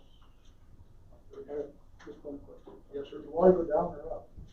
Did the water disappear? So the water surfaced, around an old gate valve, surfaced and pooled around that gate valve, and then it ran for about 15, 20 feet and disappeared. Gone, not like you can drive a dump truck 15 feet away from it, not sink. So it went right down into the ground and disappeared? Yes, sir. Similar to the old creek bed. Here's a question. Did you say we have bear hunting within the boundaries of the metro? No. Okay, you said a bear hunter found the problem. Yep, he's on private property. I didn't say it's private property, I said within the boundaries of the metro. Do we have hunting within the boundaries of the metro? Yep, because we do, it's Stewart's property. That's fine, I didn't, that wasn't my question. Yep. Okay, thank you. Anything else in operation? That's it. I Oh, wait a misspoke, minute. it's not Stewart's property, but you know what I'm talking about. Okay. Donnie on, well, did you heard anything from Tom or? So I sent another email today. I was kind of up at Cold Springs, not very good phone service, but I did not hear back from him this afternoon. It's on my agenda first thing in the morning to get a conversation with him on the dual well and where we're going forward. I know he's pulling research from the original wood drilling company and was to get back to us, and we haven't heard from him yet. So. All right. Yes, sir. Is 18 hole up? 18 hole is up, it's running. We did last week run it into the lake for about, what, 3 days? Yep. About 3 days. We, since Mark is doing his final dressing of golf course, and most likely he'll be shut down next week, we filled up the pond for this week with him to make sure he gets his fertilizer and stuff down to the ground, and then all of that will be going into Lake Beckman. It was going into Lake Beckwith this morning. It turned over into that this morning. Thank you. So they're sharing it. All right, close that financial and operational reports, statement of conduct. In order for the business of the board to be conducted in the most effective and expeditious manner, it is necessary that all persons present maintain a demeanor of civility toward the board, staff, and each other. Conduct that appears threatening or aggressive will not be tolerated. Shouting, speaking out of order, or the use of offensive gestures similarly are not acceptable. Such behavior shall constitute the forfeiture of your right to remain in attendance and may, as a point of order brought to the board's attention by council or any board member present, including the chairperson, result in your being asked to leave the meeting by the chairperson, or upon your refusal being escorted out of the meeting by the proper authority. We have 3 folks who would like to speak today. Pat, you're on the list first. If you don't mind going up to the podium, sir, and introduce yourself. Mr. Chairman, and the board, I'm Patrick Fleming. I'm here with Terry Gutierrez, reference to the surface water right issues up on Shadows Estates. I own block 12 and Mr. Gutierrez owns block 10. Here I have a cover letter by Butch, along with the documentation that goes with it. And we researched over time this past summer. Thank you, sir.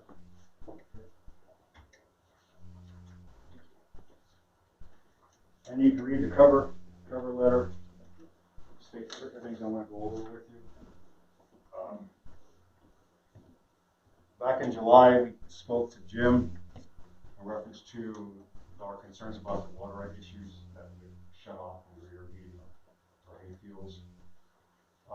During that time frame up to this point, there's a thorough research that produced a regional decree. It's attached to this cover letter, indicating at 6/26 of 1893, the appropriate dates through these two dates, giving surface water rights to said property owners, which is Mr. Terrace and myself.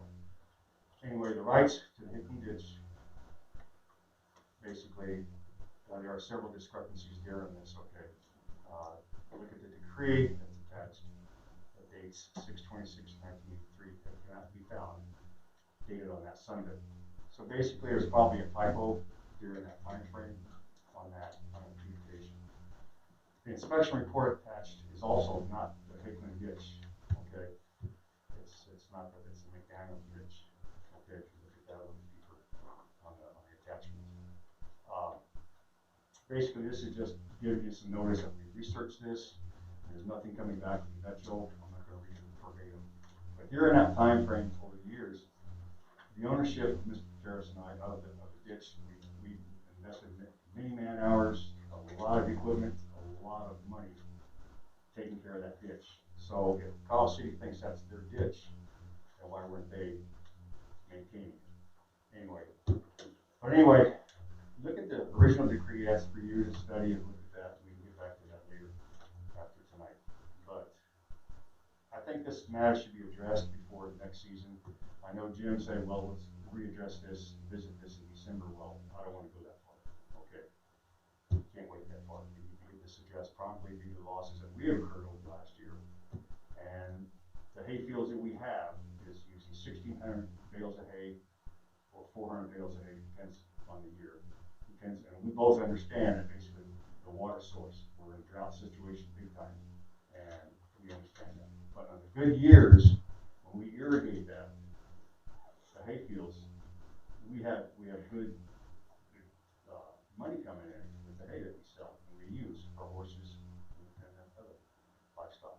So basically, if you can look at this and get back with us, we appreciate this in a timely fashion. Okay, we did our research. I think it's there. If you want to do your own research, that's fantastic. Okay, but we've done this for a long time. Okay, researching this since last summer. So anyway, the original decree is documented to you. Is attached to your examination, and that's probably about it. If there's one more thing in this documentation too, is that, and this comes to the board too, as far as College City Metro. If we can't use the water, and if you don't use the water, with the water court, with the State Water Resource Office, after 10 years, College City Metro loses that water rights. So keep that in mind too. If you don't let us use the water productively, after 10 years, College City Metro loses the water rights, and that water goes away forever. So do your research, okay? We've done ours. Any questions? Yeah, I have a couple. Just so everybody knows, I do know Mr. Fleming. I have no ties to him, but I am aware of who he is, and he's the same. Two questions, basically, maybe a couple more, maybe a statement or two. But did you ask to purchase some water off that ditch this year? Yes, sir. Okay, and why did you do that? Are you claiming it's your water now, or it was your water, but you were wanting to purchase it from us? We're doing this every year. I understand that. So what's your claim? I'm without sitting here trying to read it right now, you're giving us a synopsis. So I see what you're saying. Can I please say something, because it was my daughter and I that actually did the research? Sure. Okay. And you are then? I am Sherry Fleming, I'm his wife. And Chelsea Richardson, their daughter. When we were researching water rights, we were both told when we bought our properties that we owned the water rights. We were told to contact Colorado City and they would handle it. They would show us the ditch, they would show us how to do it. So we put our faith in you, Colorado City Metro, that you were handling it right. When you said we can no longer lease water, we were kind of dumbfounded. We thought we were using water rights. So during our research, we have the original decree, which gives water rights to the homeowners or the landowners. We cannot find any document, legal document, where that was transferred to Colorado City Metro. So that is where I think we should start. If you guys have a legal document, if you can find one, great, that's, the issue is resolved. But we couldn't. And that brings us back to when we talked to Mr. Ecker about producing that legal document saying, hey, this is all we could find, giving us the water rights, and that was about 3 months ago, and nothing. So we. So you made contact with our I manager called on this.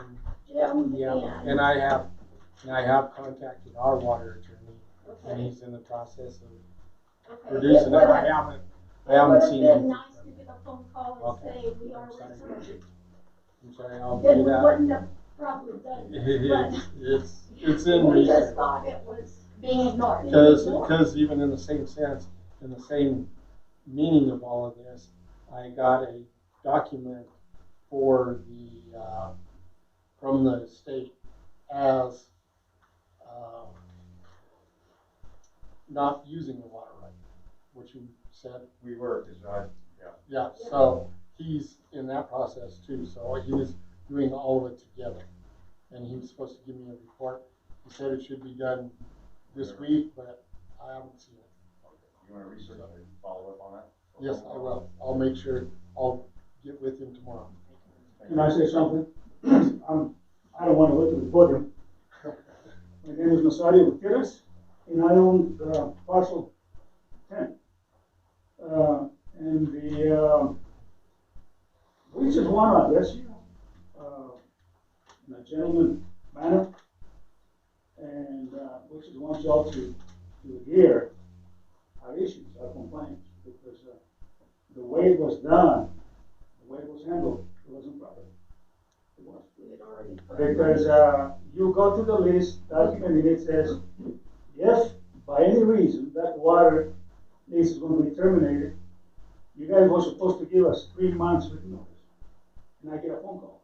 And we already had spent thousands of dollars. Fertilizer, working the fields and everything, you know, getting ready for the season.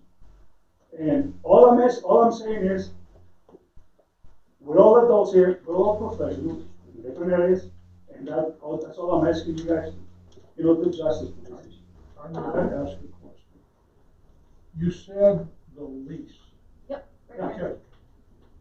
Can I see that? Because I said we weren't given we a lease. weren't given a lease. It was signed. So that's what we're getting at. These are cost statements, this is year to year. And this Yeah, but we Well, weren't given year a to lease. year is one thing. That lease dies at the end of 1 year. So that's what I'm getting at.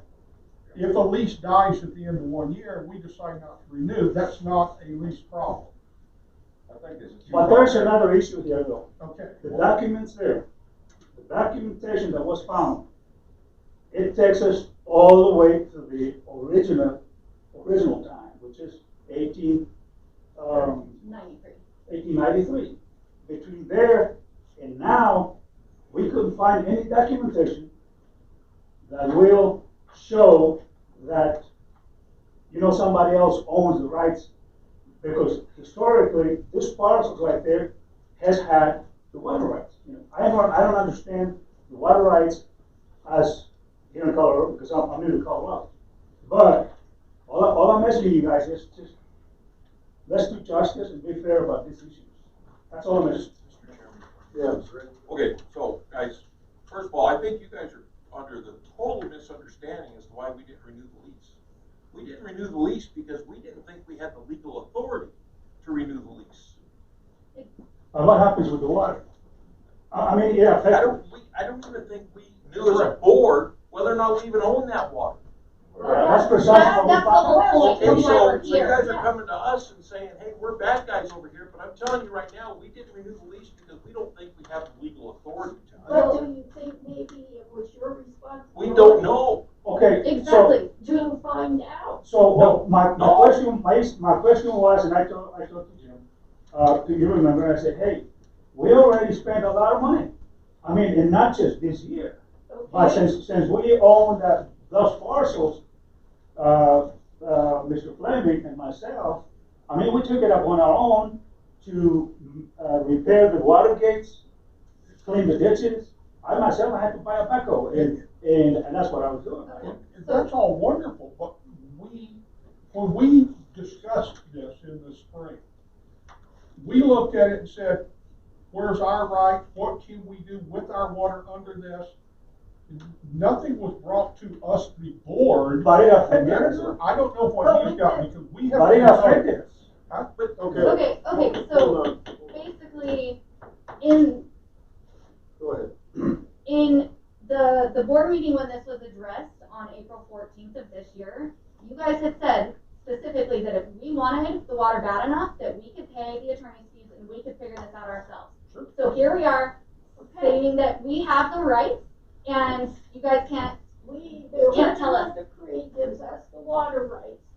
We did a research, we can't find where it's transferred over to you. And that's not an If issue. you think then we have the water rights, then we will use it. So we will It's use not it, an And issue. you will no longer be able to call it a So, Metro. so, guys, whoa. You guys said right at the beginning you want it to be heard. I apologize for us not listening clear through. Can we hold our questions till? I mean, David, did you wanna add anything?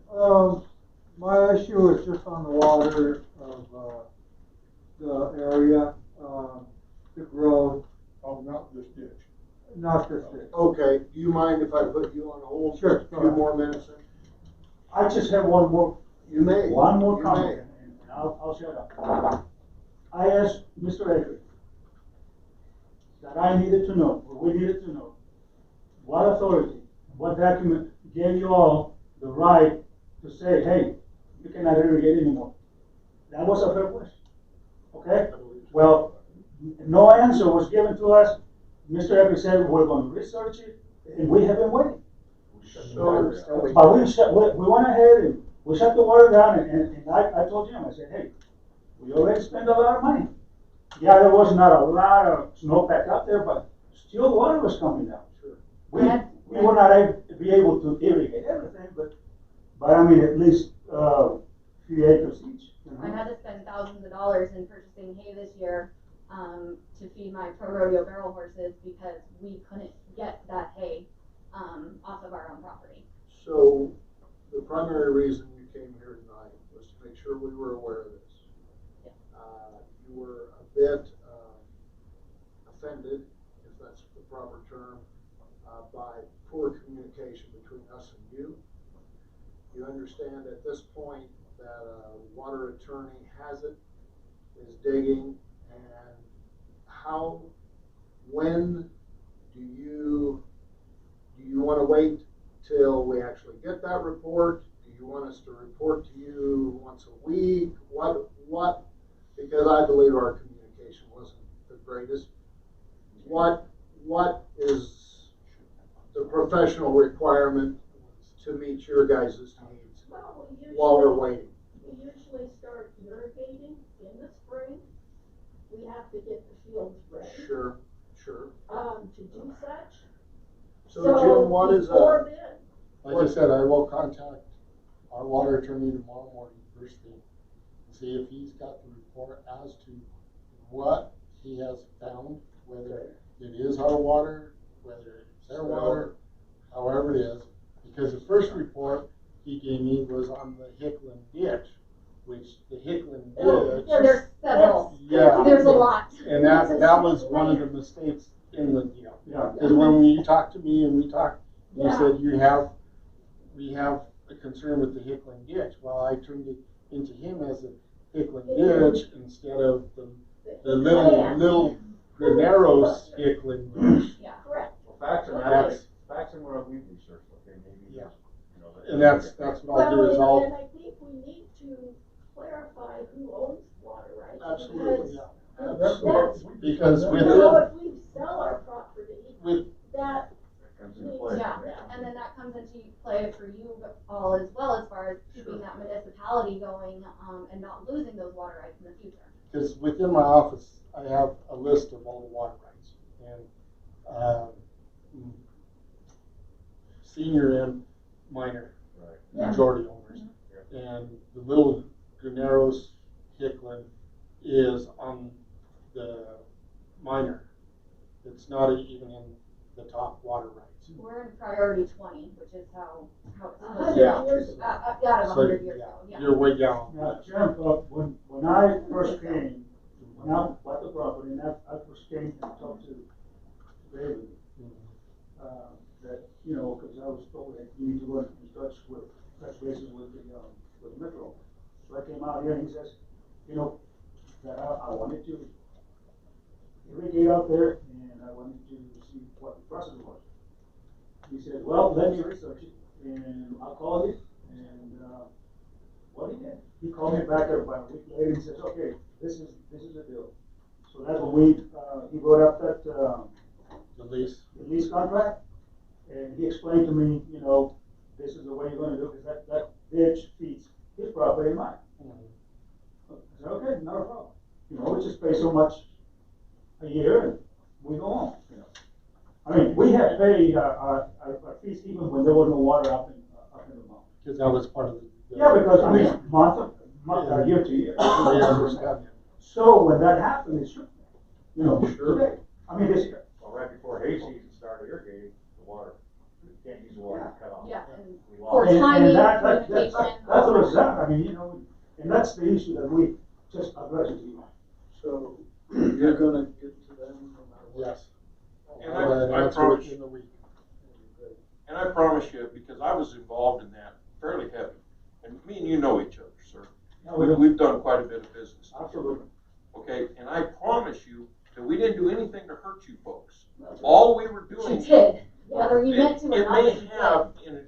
may have inadvertently, but we didn't do it on purpose.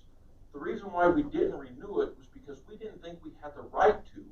And why would we be charging people money for something we had no right to charge you money for?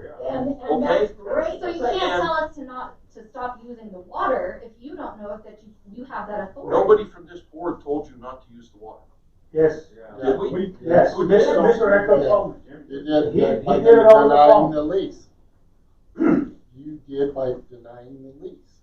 Yes, we said if they could prove it's their water, they were welcome to. Yeah. Here we are. Well, which is proven.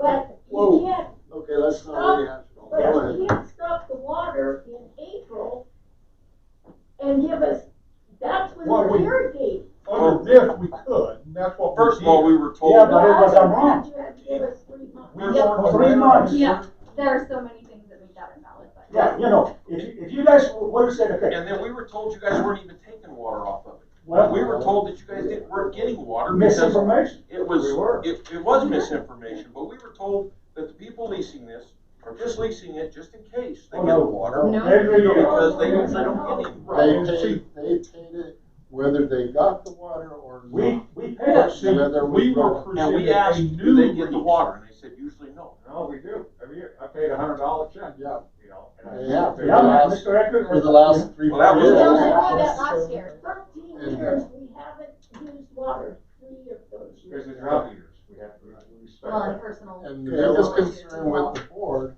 was that it was too cheap for the lease. Yep, It was too cheap for the lease, and then also we said, because you asked if we were gonna counter, and we said, we don't even know that we have the right. That's And right. you guys didn't wanna pay the attorney, so we did all of the work to prove that we have the right. Okay, so I'm gonna let Bob say something, and then if you guys wanna say one more thing, and then he will go back. Just let him research it from there. I will. Okay, you're presenting me a lease right now dated 17. Okay, we were presented a new lease in April. No, you were Asked presented to the same. renew a It's the lease. same lease. It was the same lease out. But it was a renewal of, here they wanna pay for the water. That we thought we had to. Right, and see, we can't sell water, we don't know if we have the right to sell, because that's not technically All it. these years? and all you had to do No, was we're a tell new us. board. Yeah, they're We're a new new board. board, and I'll tell you right now, the previous city manager. Oh, we know. Oh, we know, Okay, we know, but that should call everything But he's done into nevertheless, question Mr. on your Collins, end. he was a city official. So, you know. Yes, I agree the communication So that document problem is has as to be legal addressed. as anything. I do agree that the communication problem needs to be So, addressed. that's all we want. Just, hey, this is addressed, they did a lot of We are research, entitled to. and every document that they found, it proves that we, Mr. Fleming and I own the water coming from that ditch. Very good. That's what those documents See say. what your attorney, your water. Yeah. See what I mean, you- Fleming's running through him. And if we can get contact within a week or by the Yeah. next meeting, that would be Yeah. fantastic. We just need to make it last for next year. I'll make sure I can And you know where get to something find by me. the end of the week. Like I said, you know where to find me. Yeah. Yeah, and you know how to contact, I'm sorry, but you know how to contact Oh, me yeah. too. Okay, Well, we're so, waiting because of the fact. I'm glad. Yeah, I'm waiting I didn't know for that. the, like I said, I know the first one, we went off of the Hickman ditch. I did that too. And it was, and he went through almost a month worth, and it's like, no. And then about that time, the condemnation came in, these water rights. So I sent that, and I said, no, these are the ones that we're talking about within this, which is the Little Graneros. It's not Little Graneros, I believe it's just Graneros Creek, Yeah. Little Graneros is further, east, further Is east that- to Apache City. Yeah. And David, do you, Well, my issues were just the water. I hear things all the time, but I've not seen a lot of things happening, like, they said that they were looking for people to look for the leaks. They were looking, and I never heard anything else about it. I would like to be involved. I live here, I bought a home here, lived here for 2 years, and it seemed like it was all going good until the water. And I spoke to a realtor, she lives right by me, and I asked her about the issues of the water, and she said there's no concern at all, that we have the aquifer and we have tanks up in the mountain that we get our water from. And she says, so don't be concerned at all about the water. And I see the growth, new houses coming up. I mean, it's amazing how many houses are already popping up. And so, is this water going to be enough to support this kind of population? You know, and I talked to a lot of people, and they all come back to these issues. You know, and I know it's a drought year. I mean, last year that lake was plentiful, and now I'm beginning to wonder if the fish got enough water to swim in. So. It was just something I wanted to come and express myself and meet you guys. You know, it's a concern. You know, did I buy a house in the wrong place? So. well, I moved to Colorado City in 2005. We've had water restrictions probably 4 of those years, maybe 5. And so based on past history, there's always been water. Now, we are growing right now. Yeah. But growth for us is actually not. I mean, there's no danger of us passing Pueblo in population. Oh, yeah. But it is a concern. And the problem, the biggest negative, in my opinion, and I'm just talking as me now, the biggest problem, in my opinion, is we have a very, very, very small tax base, that we're already charging plenty of money for our water, and that some of the solutions that we would have to do are major, major expenditures. We watch for grants. They, like the water, can dry up periodically, and it's not been a real easy year for grants in the last few years. And of course, you know, I can jump on the bandwagon and blame COVID, but it just isn't available right now. But what I can tell you is that at least the board as it sits now, is very well aware that the water is one of the vital issues, just like these folks were expressing. And it's very critical, and I'm not trying to be a politician here, but we're doing everything that we can. I personally would, and I know that our meetings last sometimes longer than Gone with the Wind, but I believe that people that come here, people that listen to it on the internet, do come up with ideas that are helpful to us. And so, again, as we shared just a minute ago, we don't try to be a board that hides, shows up for the meeting, and then goes back into hiding. So I own the newspaper. My office is on the front side of the doctor's building there. And right now, we're not in there a lot. But anytime you dial a number on that window, you get me, because we forward the phones. And I know the other gentleman on the board would not be afraid to at least hear your ideas. And whether you bought the wrong house, nah. You're in a great community. I love it. There's a lot of positives. Yeah. Anytime you want to come in and talk to me, my office is always open. People coming in all the time. So like, the issue on finding the leaks, are they still looking for people? Well, that's the thing is if you look up there, our lines are basically on major roadways. So if you see a wet spot, anything like that, let us know. We go out and check it and see what's going on. I know Donnie, over the last 3 months, 4 months, he's went out and checked every one, and we fixed it. But the biggest problem we're running into, it's like that leak that they found last week, is a lot of it, yeah, you might have a puddle up on top and it might not look like much, but it's catching a layer underneath and it's running someplace else.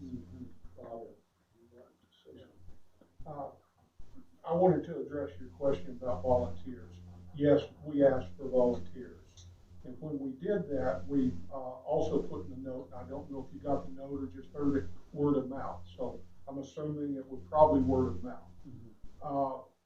We instructed everybody to come to the main office, and then they will get you with either Donnie or whoever and show you the maps, and they will point you to the area that they haven't had time to work in. Right. So they know the maps and what needs to be checked more than this board does.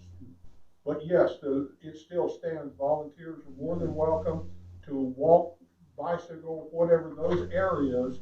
And if you see another area, that's great. But there's certain areas they haven't been able to get to that do need to be looked at, but they're more aware of those areas. So like I said, just come into the main office and the front office will get you with the right person and with this map on the wall right here to say, can you look at this area? Okay.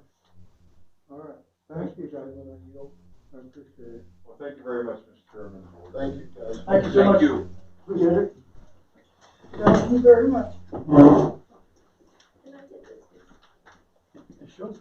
one? Please. Could I get a copy of that? How are you? Yeah, usually that makes it.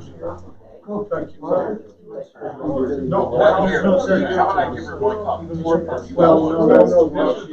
should be sleeping. Oh. It's that time of year, it should be underground. Let's take about a 3-minute recess. The bathroom Okay. calling me, and we'll get those copies made. Thank you, Mr. Chairman. You are welcome.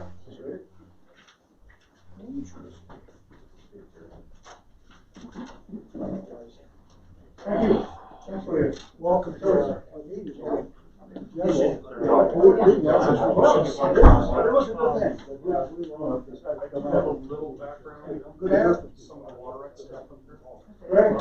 Sir? Yeah, I've been on here, I've been on this circus for a couple of years. You were saying it's not the Hickman deal. This is saying, so I'm confused of what you've given me. Sherry? Thank you, man. Sherry? Because the way it was brought to us, Yeah. I know that. And that's why we decided, hey, Was that you guys weren't even taking water out right there. And then you guys were just paying for something.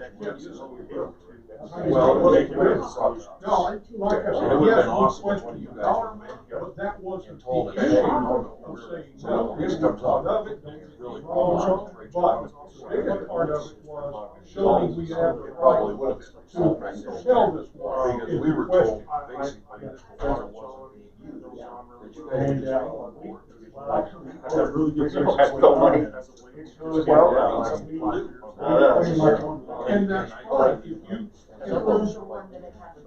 actually, you don't have to prove it to us, we have to prove it to our water. So we can't stop you using your water. So that wasn't the question. I was just saying that it wasn't an ditch, but the document you gave us says that it is. Yeah. Mainly because I was extremely busy.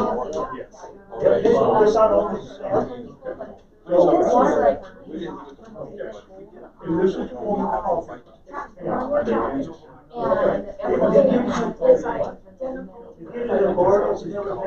That's fine, I don't question that at all.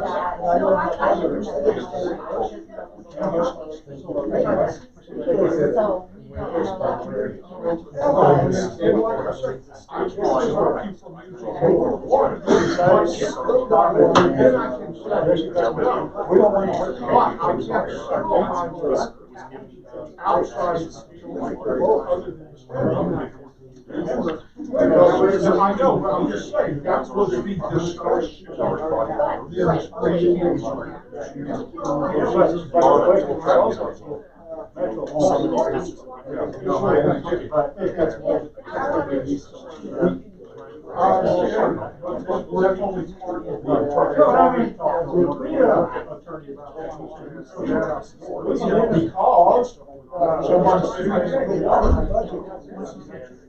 No, technically, you killed it by leasing. Yeah. And on top of that, he said, I need to file notice and indemnity.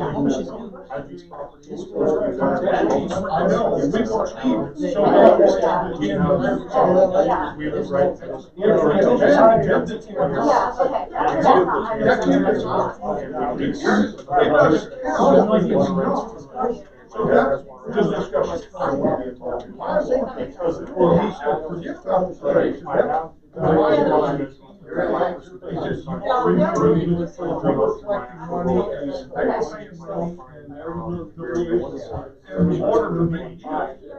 So it's not that it was abandoned, but it was very abandoned and that starts the clock. And all, but what we are all talking about is if it's ours, and we tie into our source, that was where we were Okay, going. it's Kelsey, right? Yeah, I'll give you my. I know, but all this of it, we were looking at other legality, we can take land, but I don't need to go that route, I'm just saying we were looking at stuff, but not this year. So it was on our radar to look at moving the water in the future within our 10-year timeframe, but long as we're doing something, timeframe. So even if we're just studying how we're moving it, the timeframe doesn't start. Yes, absolutely. But we needed those documentations so we had on leases that kept the Thames from running. That's assuming everybody was making assumptions. I did put up a drop I did this year. Well, The last 7 years, And under ours, then it's not irrigation. Are we ready for part That's two? what the question Let's get was. this. We can't sell irrigation. Yeah, listen, you're away, but I thought you were asleep. Oh, You haven't moved yet. Really? Watch I don't hit you with this chair.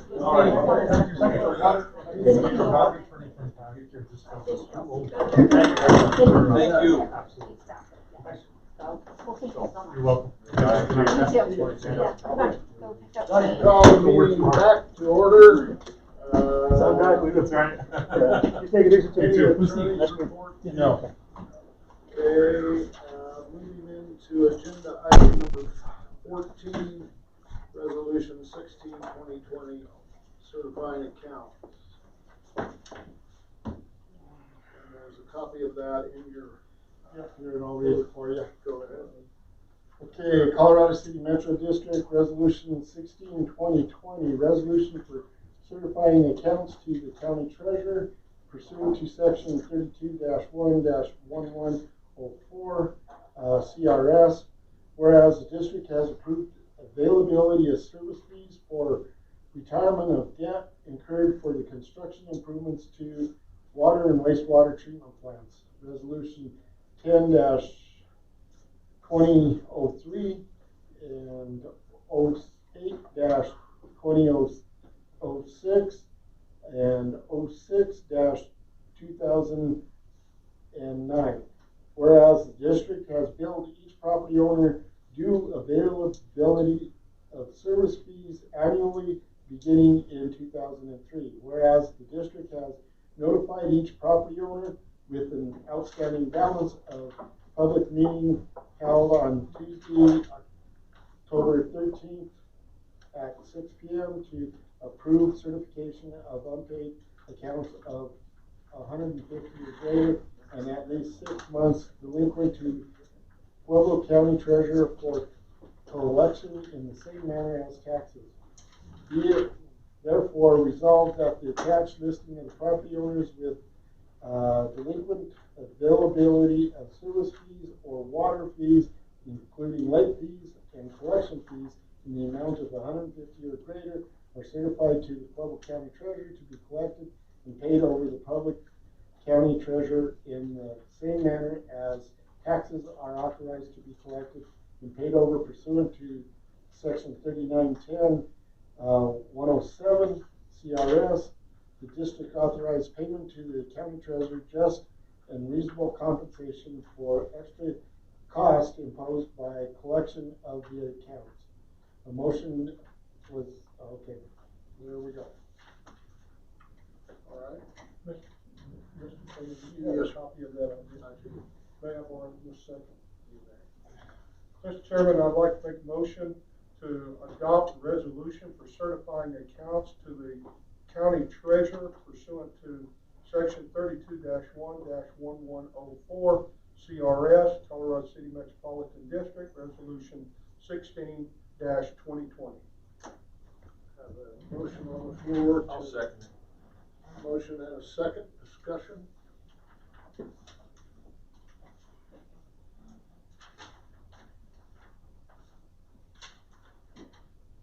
Okay. Go by voice vote. All in favor signify by saying aye if you are voting to adopt resolution 16-2020. Bob? Yes. Chair says yes. Greg? Yes. Neil? Yes. Harry? Yes. Motion carries. Okay, next on the agenda is property sales. You have that in your, Actually, is this where we were gonna talk about Palsic? Or was that? Well, that's an old. That's an old, okay, go ahead, I'm sorry. Okay, property sales, you have a quote or a contract to buy and sell real estate. In your packet, he is offering $5,000 per property for the 2 properties, which is vacant land.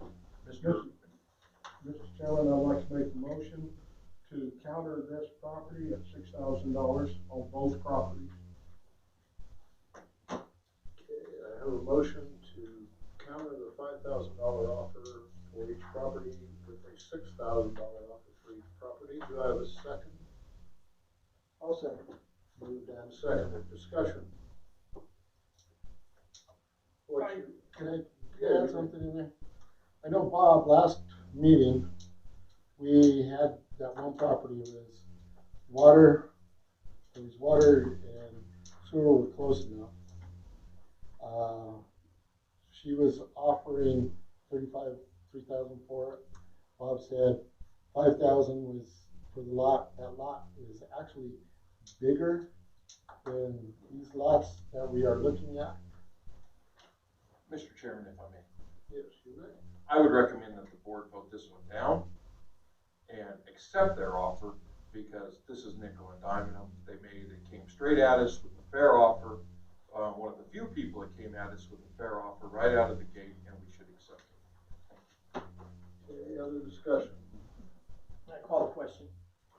Okay, we have a motion on the table to counter the two existing properties, 4909 B Hill and 4926 Fort Crockett. The offer was 5,000. We have a motion on the floor to counter them with a $6,000 offer. Greg? No. Neil? No. Harry? No. Bob? Yes. Chair votes no, motion fails. Mr. Chairman, if I may, I'd like to make a resolution that we accept the offer made to us on lots, on Unit 1, Lot 975 and 725. Mr. Chairman, I'd like to amend that to a motion instead of a resolution. Or motion. Yes. Thank you for catching it. I have a motion. Do I have a second? I'll second that. Moved and seconded. Any additional discussion? Mr. Chairman, I agree mostly with Mr. Collins. The discussion I wish to have is in private negotiating real estate. Okay. Neil? Yes. Harry? Yes. Bob? Yes. Chair votes yes. Greg? Yes. Motion carries.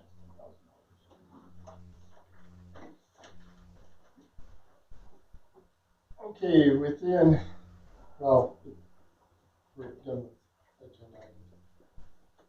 I'm sorry. We're done with agenda items. We can go to old business. Old business, I did send out, I gave you in front of you, you have the final audit book. There is the management letter in there, which was given to me for the board. And then you also have the other letter. You can keep one of them. The other one I'd like to have back due to the last statement in it, in the 3-page one. I'd like to have that one back. You can have the first one, which is the 2-page. That will stay with the audit. This one is numbered as well. No, it will be 3 pages. Now, Because on that page, do we need to accept the audit, approve the audit? no, we already accepted it last meeting. This is the final, Just the it's final already copy. been sent in. This was just his recommendations to the board as to the oddities that he found. Like I said, one of the main ones is the gravel pit, which hopefully within the next month or so I can get with them and look at redoing that contract, because it should be redone. It's at the end of its cycle. Any other questions for Jim?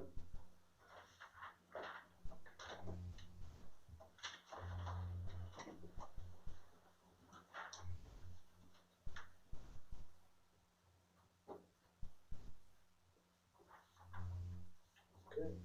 Any other old business? Also, like we talked about, there is rocks that are in the right of way. He has he has taken down the stone wall, moved it into his property line, but he is still in the construction stages of building the wall back with the rocks. He has them in the right of way. It has been brought to my attention that we need to have him move a little bit faster on it. What is the pleasure of the board as to how do I want to go about this? Do you want written notice that he has 2 weeks, a month? I need direction. Board? I think we give him written notice. I mean, we've got to make sure he has 2 weeks to do it, unless we send a letter out to make sure he gets it. I think, but I make a motion to give him 2 weeks to move the rocks, or the city will, at his cost, out of the right of way. So rather than 2 weeks, Harry, could I amend that motion to say, till next board meeting? Well, we need to get the letter out. Well, get the letter out, and the letter states that you have till the next board meeting, or whatever that date is. Well, that won't be less than 2 weeks. Is that less than 2 weeks? Oh, yeah. Because the next board meeting will be 2 weeks. the 27th, which is 2 weeks. So mail, you know. Well, I guess if we make this a resolution, then you can take action without the board if it goes past the 2 weeks, can't you? Yes. Yeah. Never mind. Okay. Stick with yours. Now, I'll second it. You had said earlier though, okay, I have a motion and a second discussion. You had said earlier you felt we needed some kind of cost variance. Well, just state to him, I'm assuming we're telling him he's got 2 weeks, or it's going to be, the rocks are going to be moved by the city at his expense. Moved and seconded. Any other discussion? Mr. Chairman, Yes, sir. no, at his expense, but we should also put in there estimated. It could be from $2,000 to $5,000 expense. Is that what you, it's 5,000 It's gonna cover? hard to judge the rocks. I could maybe go up there tomorrow and get you a little better number. Where I feel But is 5,000 high, you think? Yes. So if we put in not to exceed $5,000, are we safe? Or 2 to 5, just 2 to 5, huh? Or 2 to 5, something like that, yeah. I can't estimate the number of loads for rock. Yeah, and it's hard, like he said, it's hard to estimate that, so. Okay, so One other point on that. He is rebuilding the wall. I don't know the statute, but I think we need to have it reviewed. This wall, first off, is he allowed to have the wall? And it will be more than 6 feet tall if he goes to that pile of dirt. Will that exceed county standards as well?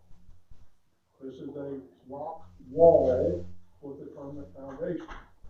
And I think there's limits of 6 feet if you don't have, if you don't have engineering. I don't know what the man's got, so maybe this needs to be questioned as well before he builds a 10-foot wall. we do that as Ken. And we tell him to tear it down, yeah. I remember when that all came back, way back when, the main concern was that everything's gonna block the view of somebody, and I think the back wall, I think you're right, because a fence can only be. 6 foot tall without a permit. If it goes above 6 foot tall, you have to have, I just did this because I'm doing a fence right now. So if you go above 6 foot, you have to have a permit. How about if it's retaining wall? That's what I'm getting at, it's a wall. But I it's, don't know I don't Yeah, know. exactly, Bill's right. If it's over 4 feet, of masonry, construction, it has to be engineered. Yeah, and I So I don't think you there's just need to call for a review of regional building of his original permit and what he was allowed to build. I'm assuming he's still following that original I construction. call the question, because we need to move to that, what you just said. Okay, so. well then, this is going to be probably more than 2 weeks. No, we're Just calling move two the different rocks right things. now. We're calling a question. Yeah, the Just rocks. move the rocks, that's all. Okay, so if he turns in and starts moving the rocks and puts them into the wall, you know what I'm saying? Yeah, No. yeah. So Just what we're moving voting it on 3 times. right now is a written Wall's not on our property. letter to Mr. Balsick indicating that he has 2 weeks to move the rocks, or the city will move them for him at his cost, not to, but somewhere between 2,000 and 5,000. Move the rocks Did I off get the all Metro that? property. Estimated between 2,000 and 5,000. Okay. Eric, Yes. Bob, Yes. chair votes yes. Greg, Yes. Neil, Yes. motion carries. Cause you know, his existing wall that he tore down was more than 4 10 feet feet, tall. yeah. Mr. Chairman, I make a motion under the, old business that Mr. Pausick's construction be reviewed by the architectural committee. Okay, I have a motion on the floor that we review, his construction, via the architectural committee. Do I have a second? I'll second. Moved and seconded, discussion. Call the question. Bob? Yes. Chair says yes. Greg? Yes. Neil? Yes. Harry? Yes. Motion carried.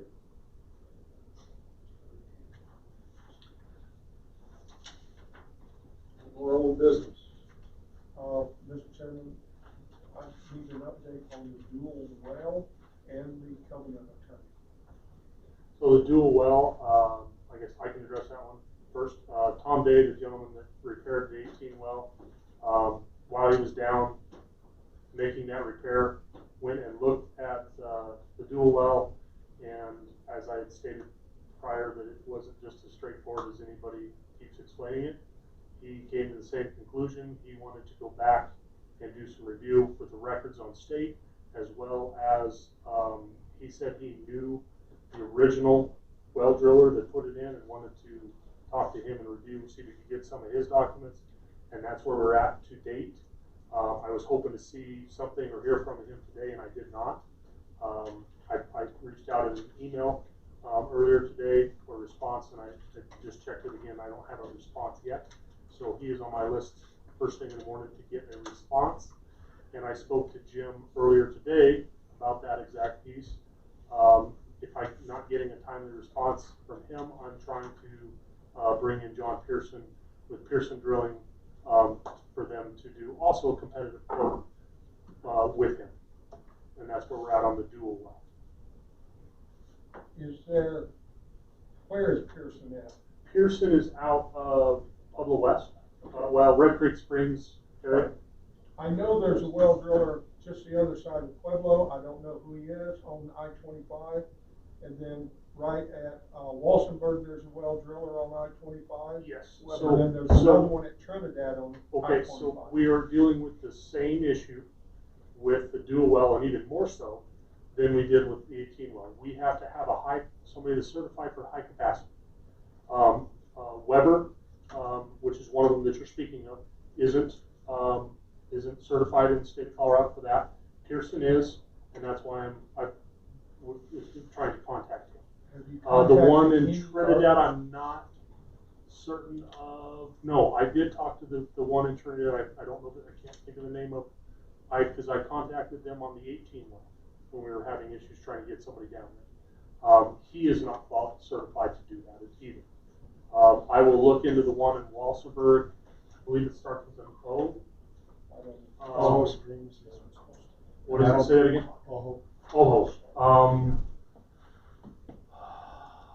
I will double check with Ojo. My Yes. only point is there's a number of well drillers out there. Absolutely. And if it's going to continue to be an issue, we have to find somebody to look. So that same search has led us to the gentleman that's currently with us. He is all out of Fort Garland, so I've expanded that just to get the 18 well taken care of. Thanks, Mr. Chairman. Because though you did get contact with, and he had no way he could be here. No. I will double check my email correspondence with him, but I believe that was the case with him. Maybe that has changed in the time frame and he can come to us. Okay. Mr. Chairman, I want to talk about the attorney. Okay.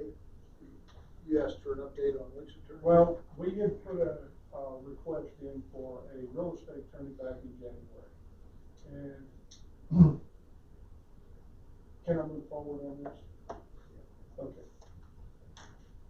One of the things when you asked me to review some of the things spoken, the speeches and stuff, it came up during the talks, having the proper attorney. And the speaker pointed out that most district attorneys had no knowledge in real estate and covenants. And she pointed out that there are numerous law firms that specialize only in covenants in the Denver area. Now, I know we asked for the Pueblo area, but if we can't get a single call from Pueblo, it's time to look at where the professionals are. If the professionals are only in Denver, then we need to look at Denver. If there are no professionals in Trinidad or Pueblo or La Junta, then we've got to look at Denver. And she clearly stated, if you want a list, call it. Yeah. And I have a list of Denver ones. I've been looking for somebody in Pueblo. Finger is one of them that you gave me. And I have not talked to him because he isn't listed as a covenants. I told you he's real estate, and that I didn't know what he could do. Yeah. So I will contact him tomorrow too and see if he deals with covenants. Because he is just as real estate. So review me, why do we want a covenant attorney? Well, let's refer to the financials. You've just spent, this time, $4,788, so $4,700 this month. I don't have my numbers in front of me, but within this year, you spent approximately a little more than $6,000, and you've got no answers. She is not aware of covenants, how they work, who does it. You only had, at the beginning of the year, you spent all your money to set up the corporation properly and move it over. That was all spent in legal services, so you basically started, when you started appointing to the architectural, approximately $450. Then you had income that come in from the new bills and this and that. That brought you up to around 5. So let's just round off to you probably got 5,500. You're still in the hole with legal fees and got nothing accomplished. You have no money to serve documents or do anything because you keep spending it on a lawyer that doesn't know anything. I mean, even the speaker that spoke at the conference was not a lawyer. She clearly stated she wasn't a lawyer, but she knew a lot of what's going on and pointed you to the different ones. Okay? You need a professional. There's got to be some professionals in Springs if we can't find them in Pelham. The SBA said she will give you a list of the people in the state. Okay. Can I ask a question? Yes, sir. What is it that the attorney doesn't understand about covenants? Quite a lot. It's too lengthy to get into here, but specifically the trash cans, buildings that were held in perpetuity for the district. If you've read her documentation, she never even reviewed the covenants when it came to the sale. So she doesn't know anything about real estate either, or she would have reviewed the documents. And her contracts on different real estate that we've looked at, that we've seen come across the desk, are so poorly written and written on 1950 boilerplate documents that they don't even contain modern lead disclosures or anything else. She's terrible when it comes to Chairman, real estate. I think we don't need any more negative talk about our attorney. Got one more question. I mean, I know he doesn't like her, but I think we need to cut the negative stuff out. The last report that we got from her, did you agree with that report? There were a couple of pieces, but mostly no. Now, some of the report I agreed with the theory on, because most of the report was not legal. It was discussion of ideas, most of the report. There were one or two legal issues contained within it, and the legal issue that I did read, I did agree with, but for her theories, no. Well, they weren't theories. This is what my whole talk on. Well, we're not gonna we do will that get to that in just a moment. I have no problem discussing that. What we're discussing is the need, and even this, everybody said, Bob, watch this, watch this, watch this. I watched it, and she said, get a real attorney. Okay. I just asked why you were interested in doing that. My question to the board is, when are we gonna get something done? I don't care if we look for a new attorney, if we need one, I have no problem with that. I don't care if we, do a survey of the 47 biggest concerns of each individual who lives in Colorado City. When are we gonna get something done? Point of order. We're discussing only the attorney right now. We're about to get into the discussion you're just bringing. I don't think we need to discuss any more of that tonight, as far as I'm concerned. Okay, so what are you proposing? That we get that list? You want that list? Get a list. I'll get that list. Get the list. Okay. Anything else on that issue? Okay.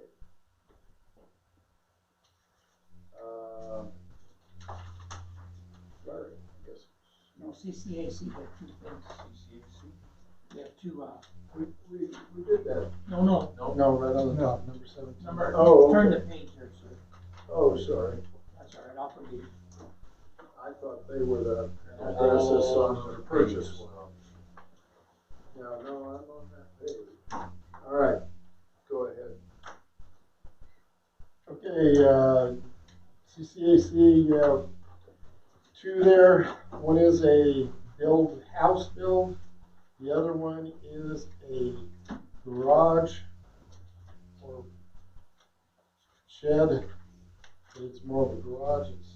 You have the information there for both of them. Find it. It's under the.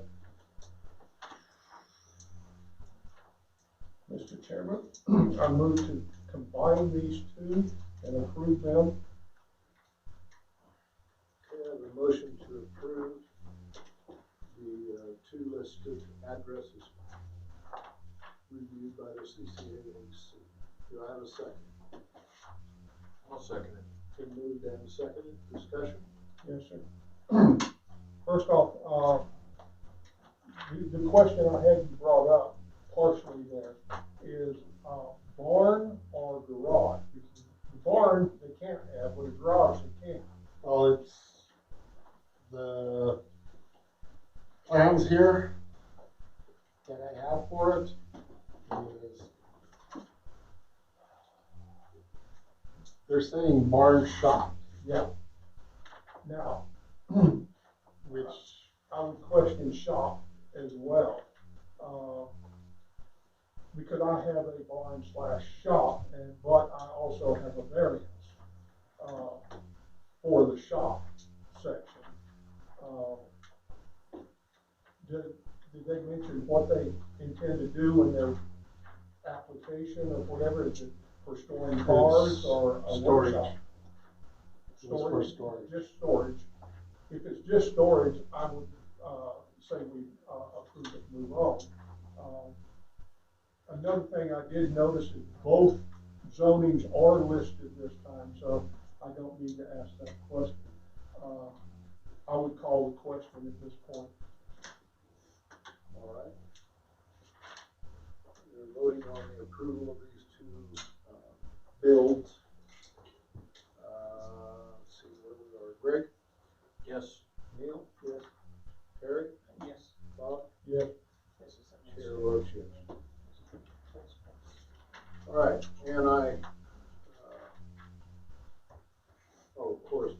is after. Is that all Yeah. done prior to it? Yep, that's all. You got the floor, Mr. Ray. 9 o'clock at night. It'll take me 15 minutes plus discussion. We'll be here till after 9:30. Let's not do it. If we, Jim, why don't you and I get together this week on our process, and we'll refine that, and have the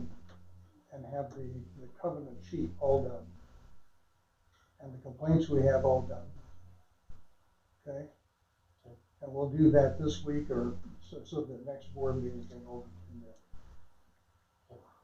Including the complaint.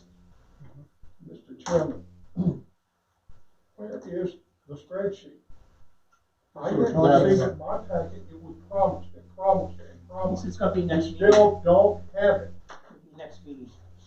That's what you've said for 3 meetings. Hey, Bob, give him time to do There's no something. time needed. Excuse me, There sir. is a reason for that. I don't care what the reason is Yes, you at this do. point. Yes, you do. Yes, I Yes, think you you need do. to understand, listen to him sometime, cause We he haven't knows. followed our own rules. Okay. I This is make a motion, I ridiculous, make a Mr. motion, we Chairman. adjourn. No, I'm denying that motion. Well, first I want to share some correspondence Okay, sorry, sir. from, friends in Hollywood. Jim and Colorado City Metro Board, just a note of appreciation for the role you have played in carrying out our mission. Thank you so much. Sincerely, friends of Hollywood, it's been very much appreciated. Marty Unruh, is that right? I can only read to you.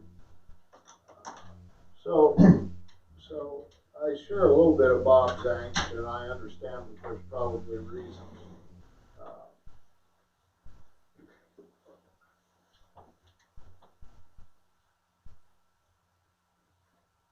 You know, I know you probably all have different opinions of Sheriff Taylor, but in 2 hours, an hour today and an hour 2 weeks ago, he mobilized 7 different government agencies, which that in itself is like trying to move 7 turtles, and has a plan and a process that's going to be tried this week.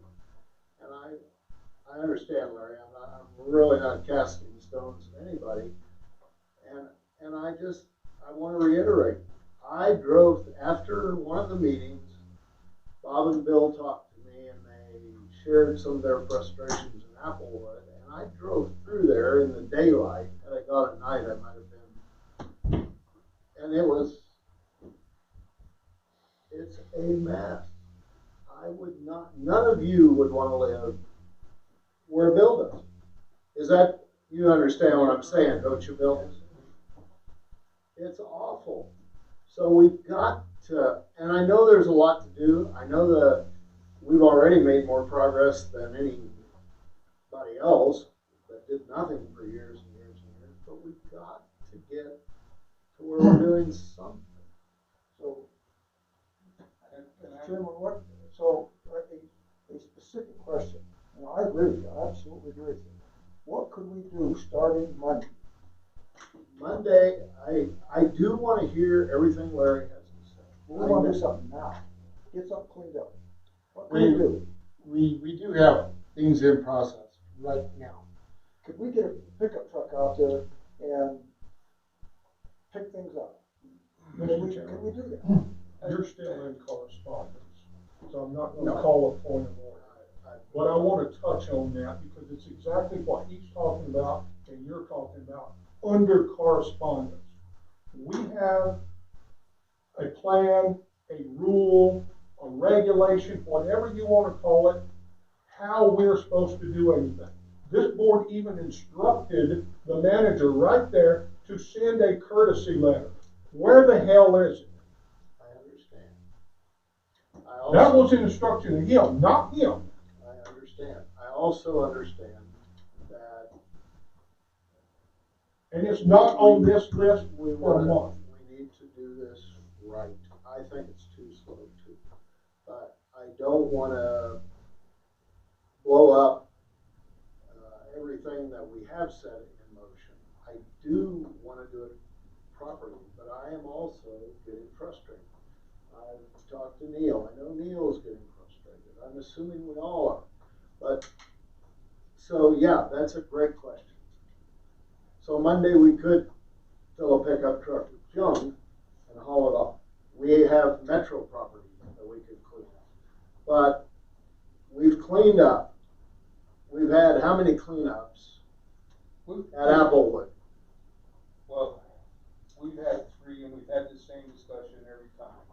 If you don't change the behavior, you're just gonna be cleaning up, you have. And this has been the 8th or 9th year. So, And I want. Can I finish my? Yes, you may, I'm sorry, Bill. I apologize. Everybody talks about the 3-yard dumpsters. Well, they're not the 3-yard dumpsters. Every one of those green totes is out in the front yard being tucked over, not by bears, but by dogs and kids. And if you enforce the covenant, which says it has to be kept in an enclosed area, that would stop Monday morning. And if you took your truck down and picked up your trash and put a sign up that said CCMD property, no dumping, you will be prosecuted, that would help. Instead, the pile continues to grow because since August 8th, when I filed the complaint, which is a month after I stated it, nobody's been down there to clean that crap up. It's just growing. Mr. Chairman, on Monday, why the hell aren't we sending the letter we instructed to be sent? I understand your frustration. So, my frustration is the letter that I did set up was not appropriate for Bob, that it didn't have these certain words that needed to be in it, and that's why I wanted a legal opinion on it before I sent it out, and we got into this whole mess of what are the covenants and what is enforceable and what isn't enforceable. That's why it hasn't went any further. 4 letters. You sent 4 out. okay. You just won't send it to ourselves. No, because that pile wasn't caused by us. I went down and talked to the lady, whereas now I'm going to send the sheriff down there for having her litter on our property. Hope you got game cams. So, Jim, can you do that Monday? Yeah, I can do it this week. Okay. Contact the sheriff on it. Immediately. You realize under Title 8, he has to give that complaint to you. That's right, to the board. He can't give it to her. He did not see her put it there. If he follows his rules, he has to give that complaint. He can't go down and ask her. Well, I And think she they're admits just, to it. but they're just You already have her admitting to it. Didn't you guys meet today with the sheriff? Didn't you guys just meet today with the sheriff? Yeah. He'll figure it out to work with you guys to figure out what we're gonna do. I mean, we're trying to get No, but there. we have to do our part. Yes. Yeah. But I the want people, all the agencies involved. but the people have to do their part and keep pride in their own properties and quit being slobs. Well, but Harry, the reality is that's not the way the I world know, I works. know it. I mean, we have to start, I know we have to start somewhere. I agree with you 100%, but I wish they quit being slobs, Yeah. but. All right, I'll entertain a motion. I make a motion we adjourn. Motion adjourned. I need letters back there. There you go. Larry. Larry, how many gallons did you say you thought? That's the one right here. Our best guess at this point is about 6 feet. It weighs about 85,000 gallons a day. I have Thank you. My reporter asked in the middle of the meeting. I have discussions to make here. It doesn't have anything to do with us. My opinion is for what I'm going to get done. What the lawyers said, what the FDA said.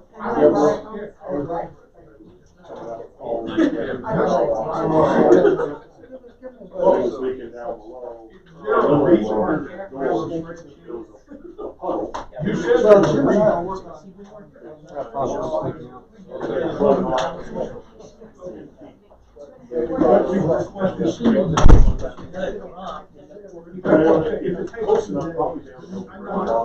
you on that Or probably the situation. I don't know what the situation is allocated. Excuse me? Well, whether we agree on the slip point or not, we both agree on the situation. I would like to close the gap, but and I don't, I have some doubts. I'm promised. And I don't get it, with no explanation.